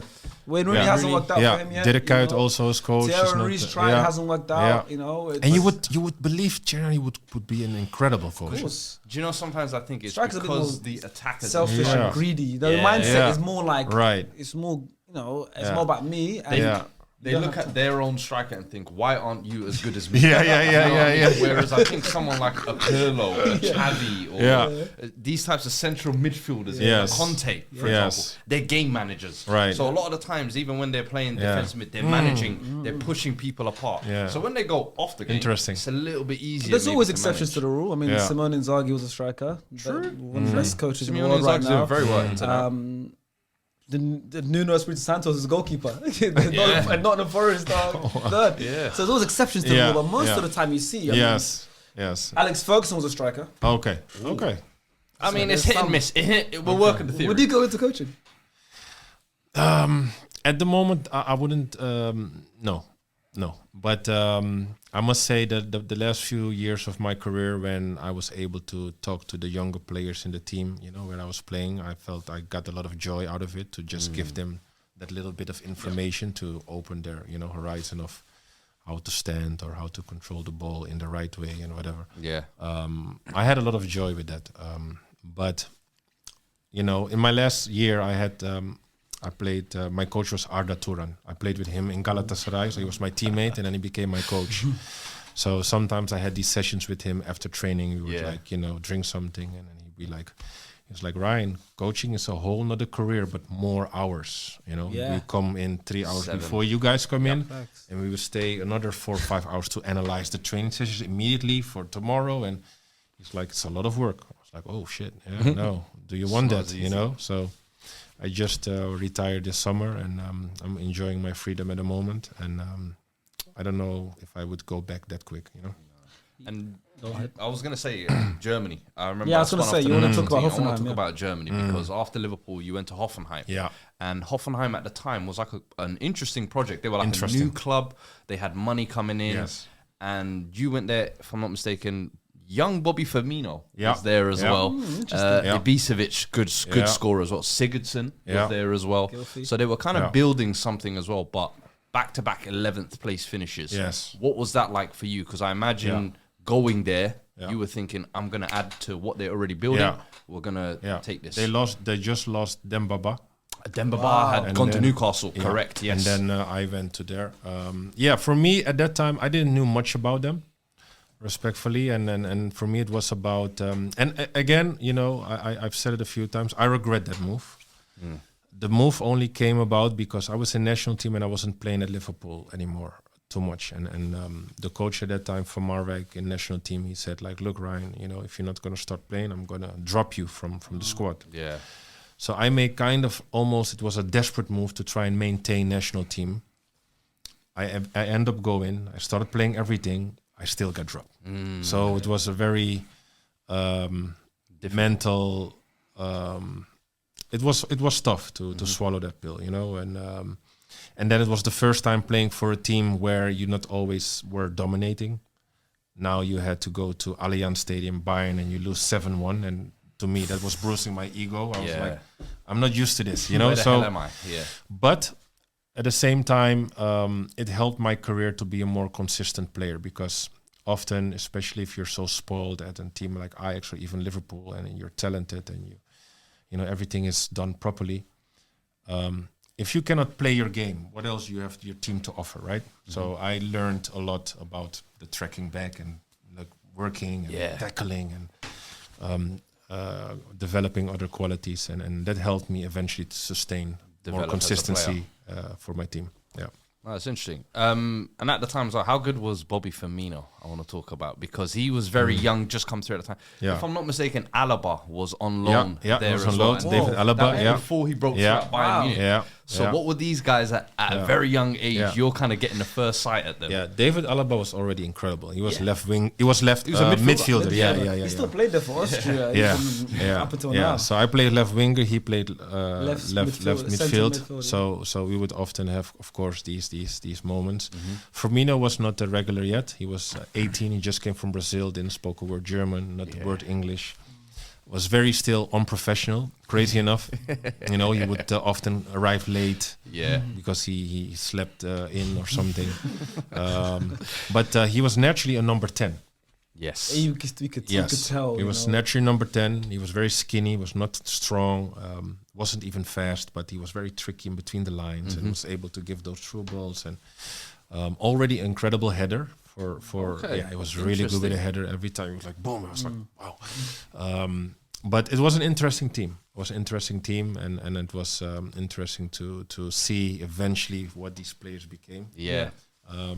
To experience, because again, I came from Liverpool, so for them it was like, a big player coming in, and they were at the start of their career. So it was, would you say Hoffenheim was maybe a low point in your career? Yeah, because Liverpool didn't really work out. You've gone to this club, Bundesliga mid-table, national team. You've also been dropped. Yeah, and is that what made you almost, because the next 10 years, 8 of them you spent in Turkey. Yes. So now I'm fascinated. We're going to speak about Turkey. Yeah. You're thinking in your career, you're in a bit of a rut, you're in a bit of a lull. Yeah. You go to Turkey, and is it almost like fresh start? I want something different completely. You can say that. Is it Kasim Pasa? Kasim Pasa was Kasim the first Pasa team. was the first club you went to. Yeah. Talk to me about what made you fall in love with Turkey. Well, so firstly, to go back to Germany, you have to imagine growing up at Ajax, going to Liverpool, you always been in teams where you had a lot of PR, media attention. You were always topic of conversation. And now you go to, mid-table team, and the media is less. Nobody wants to do interviews. It's like a reality check. Yeah. Like, oh wait, I'm now just maybe an average football player playing for an average team. Yeah. So that was hard to deal with. Then, of course, I briefly went back to Ajax again. Yep. That just After seemed like Germany. a natural reset, Yeah. didn't it? Yeah. And then after Ajax, because that was the final throw to see if I could then make a step from Ajax back into, let's say, top 4, top 5 teams, wherever. And that didn't happen because of timing. I remember speaking with Dortmund, and Klopp was there. Oh, okay. Nice. And then he was like, oh, I like Ryan, but he's like, we have Mario Götze already, you know. We spoke with Schalke, they had other players. We spoke with Werder Bremen at that time. They were top 5, and they all had a lot of players in my position. So timing-wise, there was no space. And then, and while that process happened, Kashimpasa knocked on my door. We want you. And I was like, Kashimpasa, but where are they from? What are you talking about? And then my agent was like, look, let's just give them the respect to just see what they want. And then they flew to Amsterdam and they explained me the project. And they were like, oh, we're in Istanbul. I was like, okay. And then I heard there's no taxes there. I was like, oh. Another tick. Yeah. So, it was for me, it was like, okay, you know what? If I don't get the acknowledgement again from the football world, then let me just now make my decisions based on what feels right. Kashimpasa felt right because they showed me they really wanted me, and I was often sensitive for that type of, what Liverpool had in the beginning. They wanted you, they really wanted me. I was like, sure, let's see and where it takes me. And when I joined the Turkish league, I was very impressed with the level, and it was not easy at all from the start. And you saw a lot of other players who were maybe forgotten all there. Yeah. Like a lot of players. You remember the old school Brazilian Denilson? Yeah. Oh, of course. At that time, Yes. he was already in Turkey, and Adebayor joined shortly after. Yeah. And Drogba just came. Even now, you Yeah. look at the top teams and it's all like, oh, he's there. Dries Mertens. it's Yeah. a mix. It's Yeah. Exactly, right? And the passion from the fans, you must have experienced crazy. So that made me fall in love with Turkey and the whole league, and I was comfortable. And actually, from day one, how I was treated already, again, how I felt treated when I was in Ajax. Yeah. Star and whatever. And, they had so much respect, and that made me feel good. And that's why I was even able though to you stay. didn't maybe have like the big names and the articles or whatever, you at least had the love for the game. Absolutely. Again. So I want to tell you a little story about Turkey and Ryan. So we'll go to December 2019. Okay. I was in Turkey for a week for like a work thing, and I'm coming back to London. Okay. Yeah, you won't know this. I'm coming back to London, and I'm getting on my plane, and Ryan Babel's coming on the plane as well. Oh, Yeah. So I noticed, right? So I'm a big football fan. I know it's Ryan Babel, but I'm not gonna, Did he have the interrupt pink him. haircut then? His hair was pink. His hair was pink. So Ryan's on the plane. I know exactly what you're going to say. Ryan's on the plane. I'm on the plane. So I know who Ryan is, of course, but I don't want to bother him. Nothing. But the whole flight now, I'm thinking I should say hi. I should say hi. Of course, yeah. Of course. We get off the plane. We're checking out everything. You're by yourself. And finally, I'm like, I'm going to go say hi to him. I said hi to him. We actually spoke. Today's not the first time we actually met in person. Okay. I said hi to him. I said, hey, I know you're Ryan. Blah, blah, blah. Nice to meet you. I'm an Arsenal fan. Blah, blah, blah. Maybe we have a picture. If we do, I'm going to send it to you. We'll put it on the edit. Okay. Maybe. I can't remember if I took a picture. And then it was nice. Quick, short. I let you carry. I don't like to interrupt people. And there was a girl behind me. So I'm walking and the girl's like, no way. I'm like, oh, she supports Liverpool or something. Yeah. She's like, is that? I said, yeah, it is. I was going to say, yeah, it's Ryan Babel. She goes, Frank Ocean. Don't kill me! I swear to you. I swear. He had the pink hair. She's like, is that Frank Ocean? I said, yes. That was the picture. Hey. How did you find it that quick? No, that's crazy. Here's the picture. Oh, I said, that's my little brother. Oh, yeah. Here's the picture. Crazy. There you go. That is actually mad. That is crazy. You remember? No, you remember? You don't know this thing, but you remember looking like this? Yeah, of course. There we go. Yeah. Because I remember Frank Ocean was doing coloured hair Yeah. as well, so I kind of get it. Actually, it makes sense. I didn't have the heart to tell her no. So Yeah. I said to her, yeah. Go. So yeah. But now I realize as well, I look at the times. Yeah. Were you coming to London to speak to Fulham? I think So so. it was Yeah. you joined in January, Yeah. but you joined a few weeks later. Yes. So that's Yeah. small world. Yeah. So because you did come to Fulham, and I think you did pretty well. How was the Yeah, experience? it was good. It was good. I was going to say, that Fulham spell, was that almost like, I have one more point to prove to Yes. the Premier League? Absolutely. That's what it felt like, because you, after Kasim Pasha, you went UAE Deportivo as well. Deportivo. Yeah. And then you went Besiktas. Besiktas, you won a Yeah. title there. Yeah. Some redemption back. Yes. You're enjoying your football Yes, again. I came back in national team. Yeah, back in the national team as Yeah. well, and we'll talk about that as Yeah. well. But do you think Fulham, Yeah. I got one more chance, let me go there? So the initial idea was to I was in a great position in Besiktas. I was important, never injured, always played. I had a good relationship with the fans, and now it was time to extend my contract. And I felt like the people at that time and the board members were not really dealing with that situation properly. So here I am in my last year. It was during the winter. I had 6 months on my contract, and I was thinking like, if I'm running out of contract, like where am I going from here, right? I was like, maybe surely I have chance to join another team, because usually when you do well in Turkey, other teams pick you up. So there was a chance, maybe Galatasaray or Fenerbahce would pick me up, but it was still kind of risky. And then Fulham knocked on my door, and then I calculated like, wait, I think if I would end up playing for Fulham and then being a free agent, you create more chances and more visibility than being free agent in Turkey. So we were able to go there for 6 months. I ended up going to Fulham, and then after that I went to Galatasaray. Now this I wanna talk about, Yeah. because this for me, Yeah. my brain doesn't compute it. Yeah. You go to Besiktas, the fans love One you. big team You in win a December. title. You're doing very well there. Yeah. You go Fulham for 6 months. Yeah. Then you sign for Galatasaray, Yeah. which when I was looking, there's not many players who've played for both teams. Yeah. One, what was the Besiktas fan reaction to this? Yeah. And two, was this for you just like, oh, it's just another club, no problem? No. Did Or do you think I miss Istanbul? Well, yeah, it was obviously a combination of a lot of emotions, but I was well aware that the Besiktas fans would not like it. And again, I never did the full story, and I hope one day I can, so that they understand at least and show some sympathy why I eventually made that decision. But again, my initial idea and dream was to maintain in Besiktas, because I had a good situation. Yeah. But I felt like the people behind the scenes were not really doing the things right.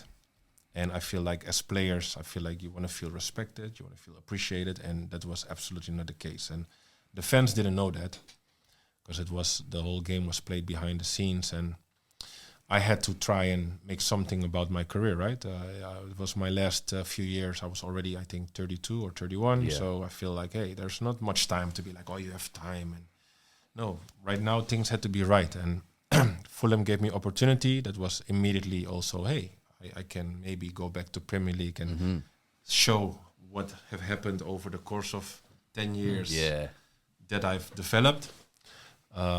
Good spell at Liverpool, Fulham, yeah. 5 goals eventually. Yeah.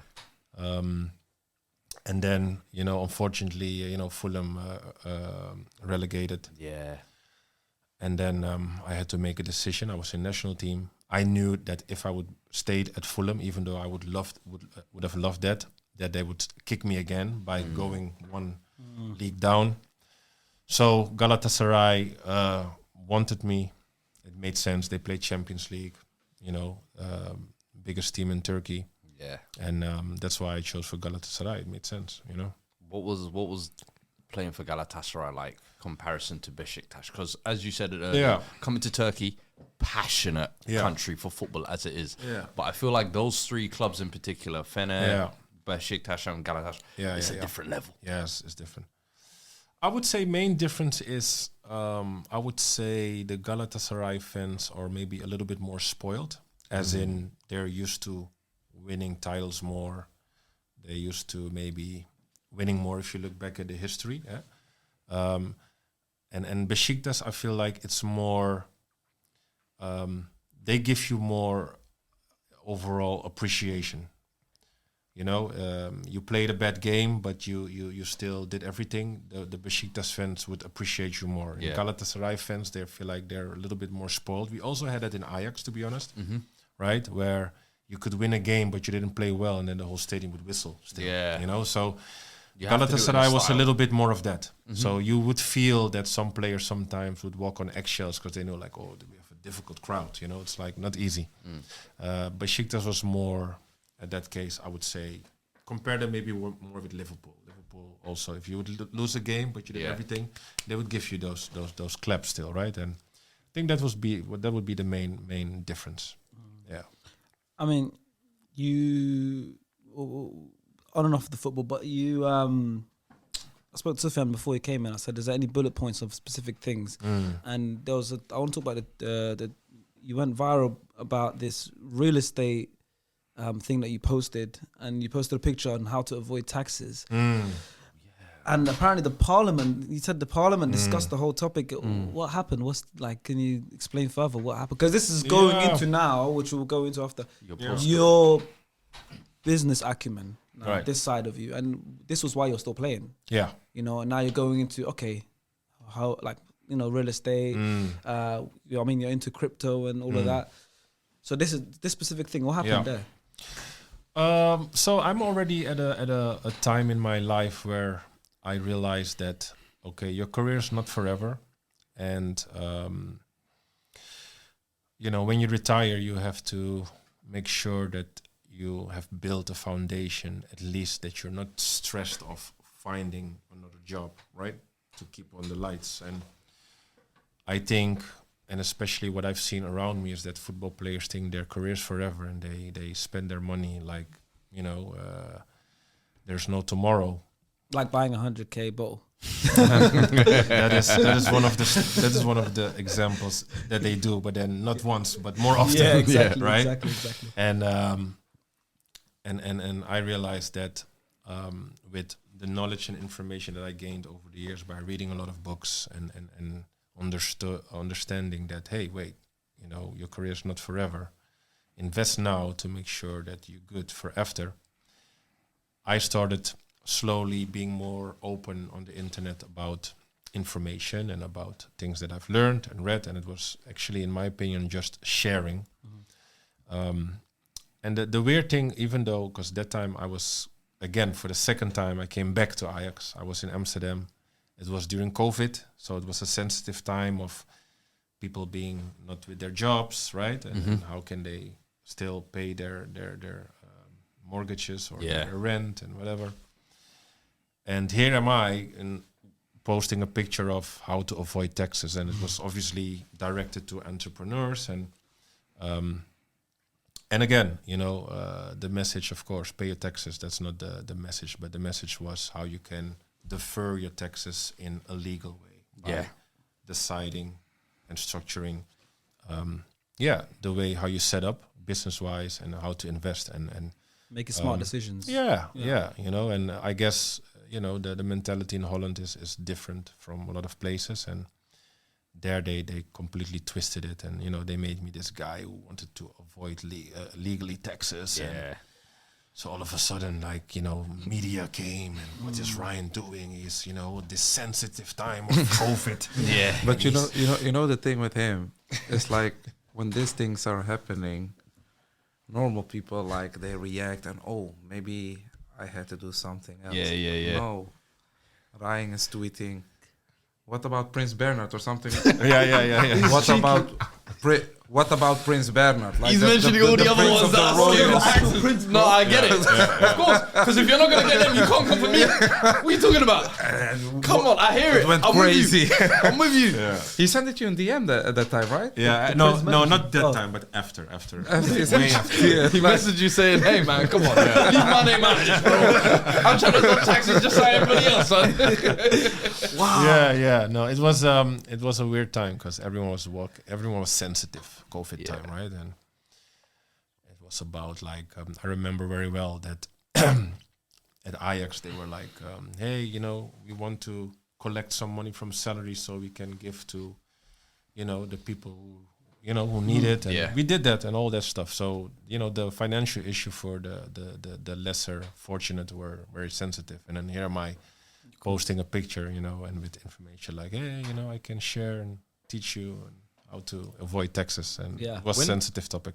When did you feel like you became almost like switched on financially? Obviously, you said you grew up with strict parents and you've always kind of calculated your money pretty well. Yeah. Pot. Yeah. So you had the fundamentals from Yes. But and then where do you come back into the picture as well to start what you guys have now? Is it around that age, that era? No, it happened with me 26 into 27. So that was there the a time. particular thing that made you? Yeah. So I went to the Emirates. Okay. After Kashim Passa, I went to the Emirates, right? And usually, especially at that time, it was not really a move that you would do if you're that young. If you go all the way to the Emirates, then usually there's no coming back. They think, oh, that's your end of your career. He's going for money or whatever people think, and that's that. Yeah. I obviously signed the best contract in my career financially wise. Alain Club, yeah. I signed a 2-year contract. I end up only staying 1 year. And then when I terminated my contract, I had to look for a different team, and I couldn't find a team. And then fast forward, to make the story a little bit shorter, I ended up going to Deportivo. I signed for Deportivo, and the whole contract that I earned there was not even 1 month equivalent to what I earned in Emirates. Yeah. And that's when I realized, like, wait, like, this is not sustainable. Yeah. You're lucky. I'm lucky now to find a team at least, but imagine me quitting. So I went, after one training, I went home and I looked at all my financials, what I've saved up and what at that moment, my assets were. And I would do a calculation based on my current lifestyle. I wanted to maintain it and see how long I could sustain it if I had no other income. Right. And under 8 years, I would be flat broke. Wow. And that's what clicked, that I was terrified. I was like 8 years and I had already 3 children. Yeah. Like, no, this is terrifying. Something's got to change. So from that moment, literally every penny, I started pushing into real estate. Right. And that's eventually how our paths crossed again. Yeah. You know, because he was then already in his way of trying to help athletes managing. And that's how we crossed paths. He'd be like, you know, it was funny because it was at the same time, one of my best friends, Kenneth Vermeer, he was the goalkeeper of Ajax at that time. And he was doing it great at Ajax, but there was a moment, you know, he made some mistakes, and then by the end of the season, it was not sure if Ajax wanted to extend his contract or not. And we spoke about everything, also about his finances. And that was actually the moment that I realized, okay, but if you are going to make a transfer, not every club in the Netherlands can give you the same salary as that Ajax do. So what will happen? Because, you know, he bought a house and he's also maintaining his family. And I was like, wait, what if your salary stopped today? What comes in? And at that moment, you know, everyone is talking about you have to invest in real estate, but I didn't have the knowledge about real estate. So there were two persons. I know that Ryan was already in the real estate game, and a Jewish friend that I can say who has a lot of real estate in Amsterdam. And I said to Kenneth at that time, let me sit and talk with them. You know, so they were explaining me everything. And I went to Ryan, you know, FaceTiming, like, yo, explain me, you know, how did you build your portfolio? And when he came to Amsterdam and, you know, he was looking for properties, I said, you know what, I'm going to come with you. Yeah. And so that's how I actually started in the real estate in Amsterdam by buying the first investments for Kenneth at that time. And after that, I spoke to Ryan's agent, because Ryan's agent at that time, Vinny, you know, he was very close to his guys, and advising them also financially. And I was wondering why other agents are not doing that.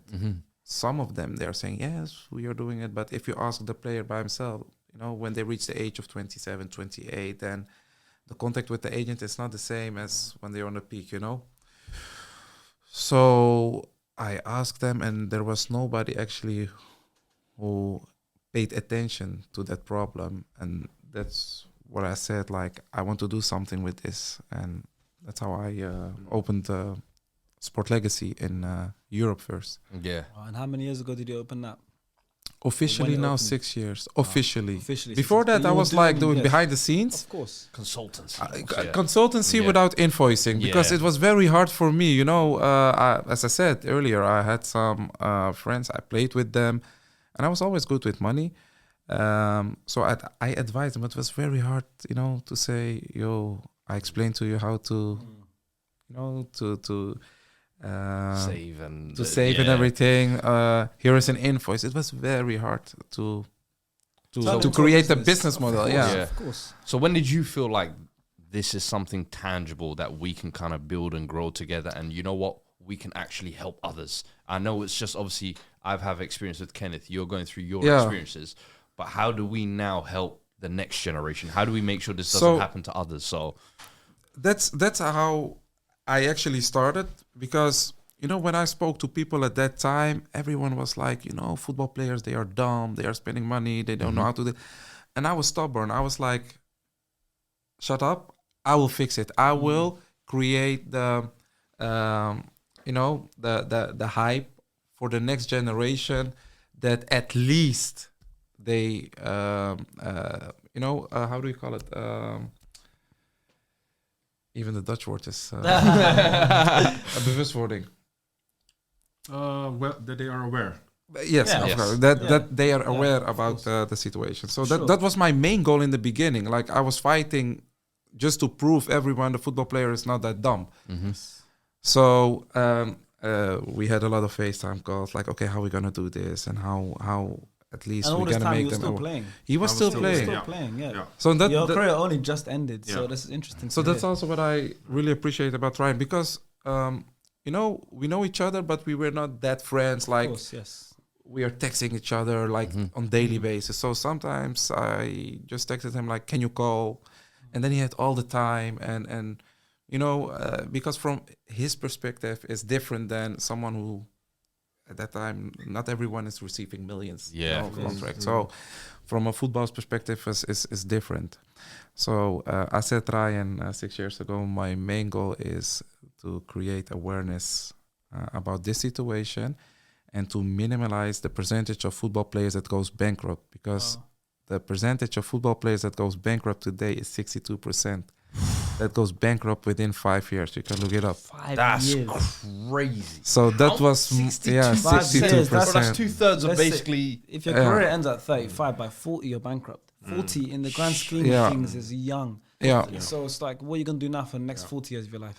Because I'm even thinking like that, the average spend of like your monthly, your bills, and that's just, forget yours. There's also families and other families. That's you take it. That footballers, cars that you have, and the house that you bought, mortgages. As you said, you're maybe one of the more sensible ones, but as you're saying, there's guys who live crazy lifestyles. Yeah. They want to maintain this even after retirement. And apart from that, right? It's also now the financial, the economy has changed. So if you calculate inflation and all these type of metrics, if you realize how hard you actually have to earn more to keep up with cost of living, like a lot of people, and especially football players, are not aware of that. Yeah, and that's where that's where you come in. That's where you guys come in. So where do you see? So look, the business is still fairly young. You said you officially opened 6 years ago. You've been doing it for a while. Where do you see this growing? How do you see this growing? Is it more clients, more awareness in general? Is it more, you franchise, you grow, you have Sport Legacy maybe based here, you have Sport Legacy based we are. You're based here? Yeah. But I'm saying like We are coming here now. Coming in. Welcome. Need us for your London offices, we here, baby. Any way I can help, because for me, I'm not a football player, anything, but I'm someone as well. I personally, I need to get my finances more in order. So I'm learning from this, and I know there's people who are learning from this, listening to it. So where do you see the business growing and growing? No, what we are seeing now at the moment is the awareness, especially for the younger generation. You know, I remember when I just started, and I think Ryan can acknowledge that. You know, when you're signing your first contract, you see in your team two types of people when they has to choose, for example, their car. You know, the ethnic guys, how I call them. Yeah. You know, they go for the biggest Mercedes, like GLE or something like that, Brabus, and name it. And the white boy goes for a simple A-class, you know, like. But now, what we are seeing, like when you know, when they're signing the first contract, the first thing what they do is like, I have to save because I need to invest. The change of narrative. The change of narrative So important. at the moment we're seeing that. I don't know. Also with your friends at the moment, we discuss it. We discussed often, and that's for me really important. So if you ask me what do I want, I hope with the company that within X years that we can see that Sport Legacy has a how do you call it? A role to play. A role Yeah. that we minimize the percentage For of football sure, players you that wanna goes bring it down. bankrupt. Yeah. For sure, and I think you are doing that Yeah. because you know you guys have done good work so far. I'm sure of it. And look, even if one person is listening today, you know, if one person who's a player who's about to receive a big contract, or is a player who's currently playing at the highest level, and this conversation just changes their mind that one little bit, it could save their next. You know, The questions that I always ask to, especially football players, is if your salary stops today, how long can you maintain? it's and that question when someone tell you, that's scary. It's very You don't scary. have an answer. You know, you don't have an answer. And You can. We build a calculator on our website, especially for athletes. amazing. I swear. I love that. You have to check it. We build a calculator on our website, special for athletes. They can fill in everything, And they can see the day they're gonna go actually pro. what Ryan is saying. What Ryan did with his Excel sheet. Yes.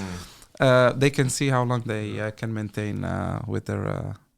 That's crazy. Because a lot of the times as well, I feel like with football and with the finances that come in, it gets lost in between because the clubs, they pay you and they're like, okay, make sure you save some money. Yeah. The agents, as you said, some will tell you, some won't, some might even take advantage. But they always say, oh, it's up to the player to save or whatever. And I think that's where you guys come in, where it's almost like a third party that, no, our best interest is the player. Because a lot of the times I feel like that's one thing. People take advantage of the player. But a lot of people don't want to almost support that. I remember when I was sitting with the commercial director and the technical director of AZ, Alkmaar.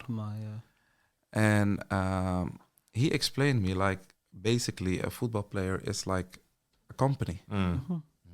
You know, we are investing in the youth with the goal to sell. So for them, they don't have the need to educate them about finances. The human the club side of are it. saying like that's where the agent is for. Yeah. And for the agent, it's relevant as long as he can make money. Yep. Yeah. Not every agent is taking care of you know, also after the career. So there is space for essentially a financial advisor, because in the game of football, there's so many roles now that are needed. Like you said, you don't learn that even outside of football. Growing up in school, we don't learn that. You know, you don't learn how to look after your money. You don't learn how to invest. You don't learn. You just have to learn yourself. You learn from your mistakes. You learn from your mistakes, but the best way is to learn from other people's mistakes. You'd have to make the same mistake 10 times. So what you guys are bringing in is, look, Ryan's made mistakes in his career. He's he's spent this, spend that. And to save you from making that same mistake, just from listening to Ryan and taking advice from him, you're skipping so many steps. And what they're showing as well is these footballers, the life you live doesn't just have to be in this window of where you just play. You can maintain this lifestyle 20 years after you retire, and you don't have to do it by becoming a multi-billionaire, but it's just managing that money that you have just a little bit better, and you can go so far with it. I use this analogy saying like, you know, because sometimes it can taking our advice or direction can sometimes being taken out of proportion, because people will be like, oh, don't tell me what to do or whatever, right? We are not saying that you cannot, let's say, do this 100K purchase, whatever, right? But it's how you're doing it. And what I mean by that is you earn a salary, invest that salary first in an asset that produces income. With that income, live your life. Yeah. It's the way you're doing it. Yes. Of course. You know? So we're just trying to create perspective, as in, like, there are smart ways to do it. Build your foundation first, and, you know, like, sometimes I sit with these guys and they are like already, and it's not the new generations, like, they're already, I don't want to drop names now, but 28, 29, and they know, you know, they haven't been playing for a few years, and, you know, but they're still on their, like, oh, I need to buy this Rolex. And I'm like, oh, come on, man. Yeah. I was like, I know you can afford it now. You can swipe 40K. The question is, can you do it 15 years after you retired? Can you still swipe a 40K Rolex? Oh, wait, yeah.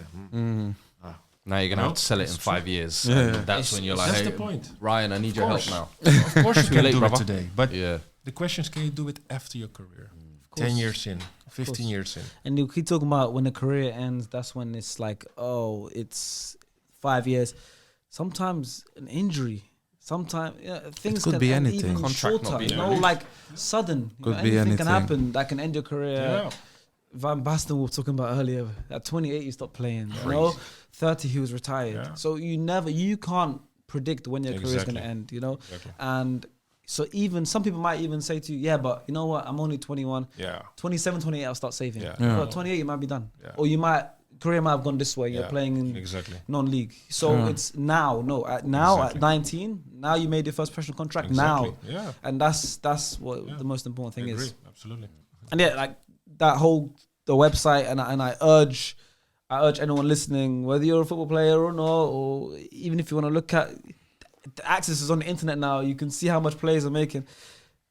Go on their website. It's on the links in the description. You know, if you're a player, if you're someone that's making a wage, try the calculator. I want to see when you're gonna go broke. Try the calculator, but you can even put your wildest ambitions, right? Say you're maybe a youth player right now. You know, we have a lot of young aspiring footballers that watch the podcast. Maybe they don't even have the first professional contract, but go your wildest dreams, right? You say to yourself, maybe, I don't know, I think by 25 I'll be making 200 grand a week. I want to be the best player in the Premier League. Calculate from that. Calculate the best version of yourself in your head. Put that in the calculator, that number that you think you'll be making, and then still see when you become broke, and see all of that, and put in how much you think you'll spend. You'll learn a lot, and I think You'll be surprised. you'll be surprised. You will be surprised. It's, People think the money they have now will last them forever, and trust me, anybody who's had money, you know, it comes and it goes, bro. But the All you key gotta do is protect it. and the key is with what Ryan was saying is let your money make money. Yeah. Yeah. Yeah. Compound. Yeah, You know, let your money compound make it. money. The best investors in the world, they would all use that same formula, right? So it's not new science or something. course. Like, the information's out there, and just do what these guys do. It's not that difficult necessarily. Of course. You want to say The something? example that we always gave is, for example, you know, when you're signing your first contract, you want to buy your first car. Some of them, you know, they want to buy a car of, let's say, 200K. But what we are telling them always is, instead of buying the car of 200K, invest the 200K in a property, rent it out, go to the bank, take a mortgage for your car, and let the rental income pay for your Pay car. the car off. Yeah. For that same See, car. For the Make your same own- So car. you have the car and you have a house. You have and you have that. it that's being paid But off. the trick And you is, have a tenant in the house. Yeah. And Right. you have, but what increased in value is the course. property. of Yeah. course, yeah. The car And only actually, depreciates. your tenant is paying off the car that you Exactly. want. Yeah. So it's the way. So it's the way what Ryan is the way. telling you. You're It's just gonna- the way. You're gonna change my life, guys. I've been doing it so wrong. No, because we you don't know, sell your money, bro. I don't know how it is with you know, in the rap scene in Holland. You know, it's very, you know, if you have a car on mortgage, then you're actually a noob, or how do you call it? Like, It's not seen as, yeah. you have to buy your car Yeah, cash, yeah. but basically, On it's really finance, it means- it's really stupid. Yeah, it's No, the of wrong course, message. of course, It's the wrong message. I mean, I pay my own car off monthly. You know, it's Yeah. It's a thing. Like I said, it's perception. It's people like, oh, what you can't. No, it's No, it's not you about you have that. to It's smart. about yeah. Yeah, it's a ego. lot of what ruins money, I feel like, is ego. And I think when you're young, especially, your ego's at its biggest, and your ego is almost like, I want a car, I want the clothes, I want the jewelry, I want the holidays, and I want to take 50 people with me as well. Pay for all their flights. And I'm gonna pay for everybody. And it's all ego. It's not worth it. But I It's think not that's worth where it. almost managing that ego very early on, as early as you possibly can, you could save yourself a world of drama and hassle. And there are two important things. It's not only about the financial part for athletes, but also what are you gonna do with your time after your career? Yes. There are two things. Yeah. And Because when you retire as well, it's so easy to just... not every football becomes a pundit. Some have to go into business. Yeah. But now, how are you going to learn that business? But you also want to do things you're passionate about. So I think that's what you guys are smart in. You guys almost try and figure out what players are interested in and what do you want to do after your career. How can we set that up before you retire? And that's why I like also the concept of Ryan when I first saw, RB the Business, where he's actually educating the youth. And I spoke also with Ryan in the beginning, like, a lot of my clients, the football players, they ask me the questions like, is it true that Ryan did it? Or can you ask Ryan? And I said, ask him by yourself, because the information that he was sharing, just for educational purposes, not to make money out of it, not to. It attracts a lot of young football player, and that's also. I like the concept, and I spoke with him about it after. And the crypto community. That's something else you're big into as well. I'm noticing that a trend with you. You jump on stuff very early. And I say this to just go back a little bit because Twitter. Oh, yeah. Once upon a time, when it was a brand new app, you was one of the first professional footballers on there. I was literally the first. I was going to say that, yes. I'm glad you said it. But it was like a time when, Rooney's messaging Rio, shall I pick you up? This is our time. He's talking normally with fans, but what was that like for you? And why did you almost adopt that early on? You seem to adopt stuff very early on. I always eventually liked social media. Yeah. And still, if I think about it, like I didn't use it the right way, because now everyone is so like monetize it and now it's all brand. I was just having fun. Yeah. Exactly. I was just having fun. And the funny thing about Twitter, I think that was, in my experience, the first app that was actually immediately was open to the world. If you had Facebook, you could just have it for friends. Your friends, yeah. And I had MySpace, it was just for friends. So you can say, shut up, man, or whatever, and nobody would see it. Yeah. And now here was Twitter, and I remember following people following me, and then I remember, okay, I got some followers, but I didn't realize that it were actually strangers. I was like, whatever. And then I remember my first thing I said on Twitter, and then it went viral. The news picked it up. I was like, oh shit. Media's following me? How did they know I tweeted that? Like, it was crazy. Man, like, that was the first experience, and I realized, okay, you got to be careful on Twitter because it's open now. Media is on there too. And no, that was crazy. Yeah, Twitter was crazy. And you had some drama there where you tweeted about United as well, if I'm not mistaken, or something Yeah, like that. so What happened with that incident? That was also, again, like... What was the tweet? It was Man United Liverpool FA Cup, and Howard Webb was at that time the referee with the shirt. Yeah. And in my opinion, he made some wrong decisions that cost us the game. Yeah. So then, when we were in the Liverpool bus back to Liverpool from Manchester, I tweeted a few tweets. Like I tweeted something like, "Yeah," and they call him the best referee. Like, don't make me laugh, right? Yeah. And then I tweeted that with a Howard Webb picture and a Manchester United kid. But if you think about it, it's kind of like it's banter, it's frustration. It's a meme. Yeah. Viral. CNN, Sky Sports, everywhere. You cannot do that. Blah, blah, blah, blah. And then 2 days later, Liverpool called me in their office. Legal was there. They were like, Ryan, the FA, they want to fine you, and they don't know how to deal with it because it never happened. Yeah. So then I had to go to London to be in court there with FA. And I remember sitting there in court, and they had like 4 older gentlemen, and then they were like, Ryan Babel, like, this never happened before, and we don't know actually how to deal with it, but to make an example out of you, we have to fine you and suspend you. And I had a £10,000 fine for that. For a tweet. Yeah. Damn. And then because of that, I think years after, they start putting in contracts now, social media use, if you put Follow our club certain in rules. departure, we fine you. Like because of me, they changed the laws with social media and everything. The Babel rules. That's The what we're gonna Babel call rules. them now. The Babel rules. Crazy. Yeah, you were the first Premier League footballer Yeah. fined for a tweet. Yeah, That it's is crazy. That was the picture. Yeah. I was gonna say, It's crazy. On 2011, 17th of January. Yeah. crazy. Before we wrap this up, Fuad had a couple quick fire questions for Okay, you. shit. So just gonna ask questions, one word answers. Okay. Yeah? One word or as small as Take you it can. away. All right. Who is the best manager you had?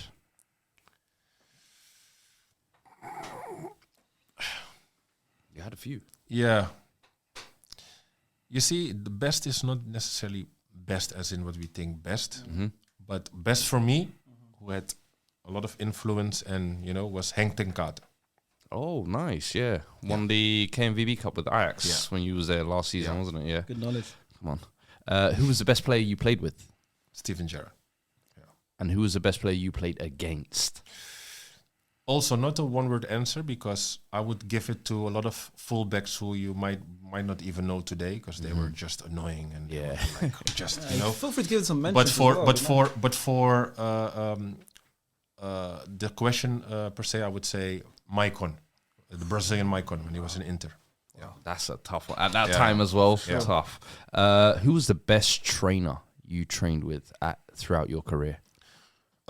Best trainer who really Every day taught you me turn up. fundamentals as in the basics, and I would give it to Danny Blind. Okay. Wow. Interesting. Yeah. Oh, Danny trainer, Blind. I meant teammate, by the way. Teammate. In Who's terms the of best in teammate. training? Like, Who's the best in in training? Yes, I yes. thought trainer as yeah, sorry. who was the best? You. When you like he trained so well every time he's maybe the last one to leave, that kind of thing. Who's the best trainer? I would still. A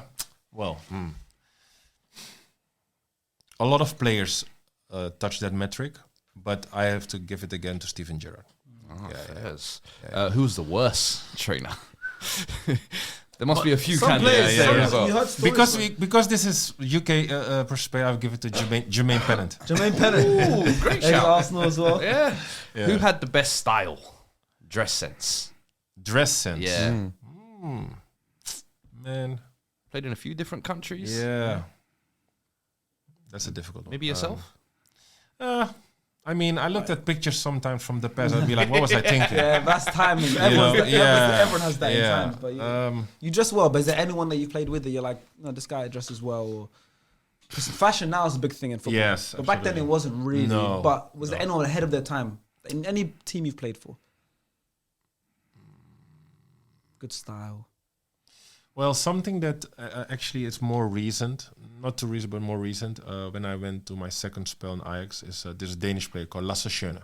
That's a shame. Okay. Yeah, he had a nice. good style. The biggest highlight of your career? I would always give it to my debut. Okay. It's the start of your dream come true, right? Yeah. So, yeah. What is the biggest regret of your career? Then I would say me going to Germany. Okay. Yeah. Most underrated player you played with? So someone who maybe people don't give their flowers to, but you, when you saw it, you was like, this guy's good. Maybe you can give a few, even.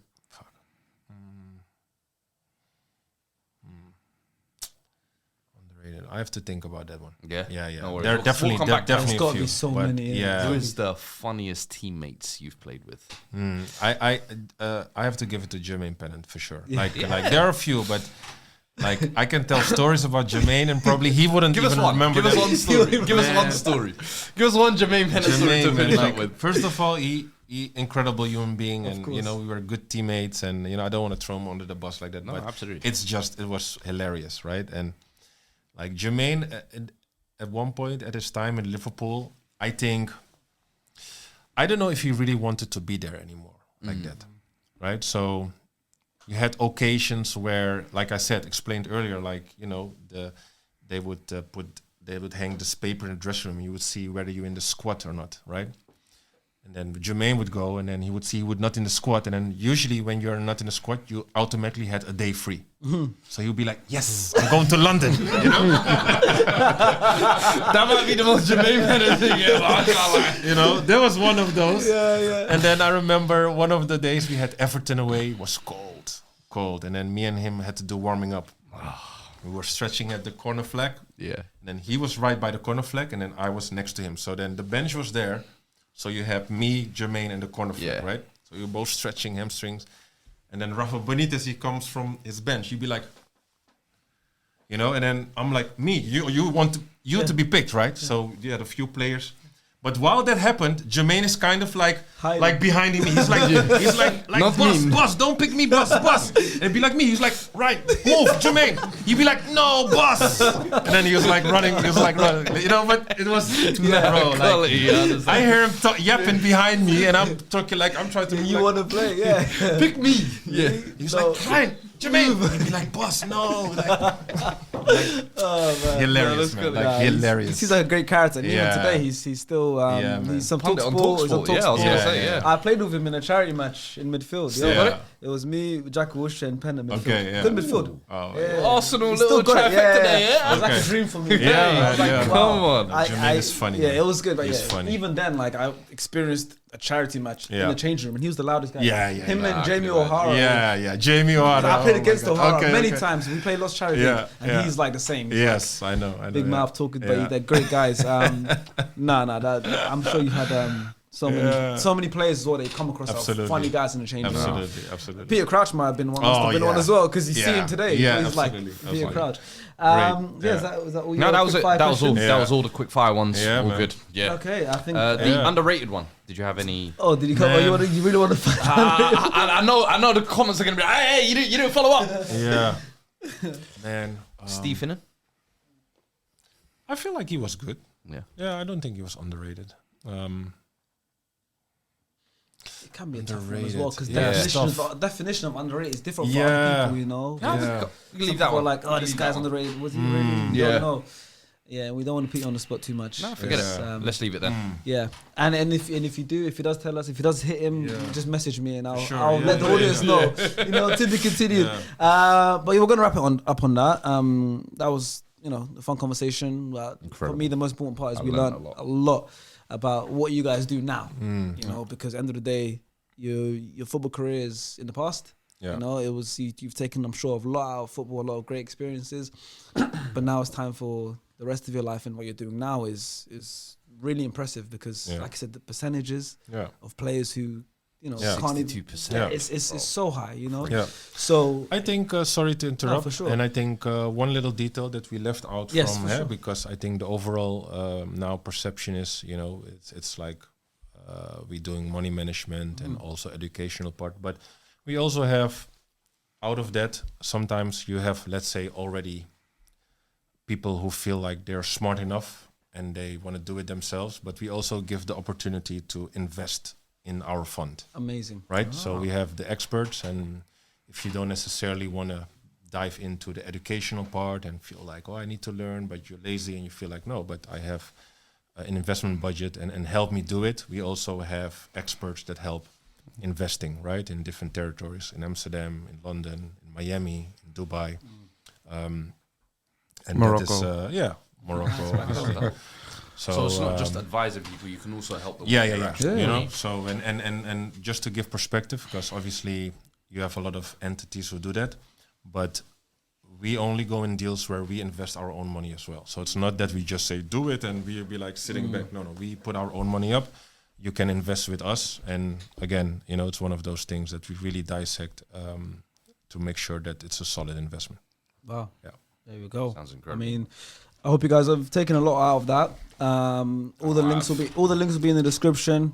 Take your own time to research further in what they do. Your website will be in the description. Anything else you want us to add will be there.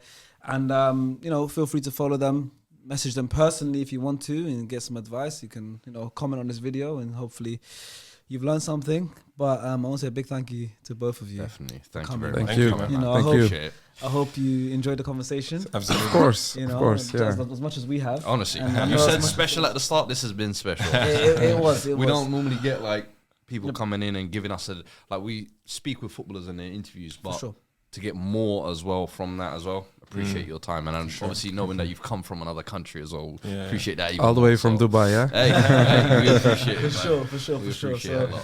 thank you guys for coming. Appreciate you. you guys, and thank you guys for watching. If you did enjoy, please press the like button, leave your comments. Your comments are so important to us because we then see what you guys like, what you guys don't like, what you guys maybe want to hear more from, and all that will help us. Hit subscribe, press the notification bell so you get all the videos straight to your phone notified, and we'll see you guys very soon.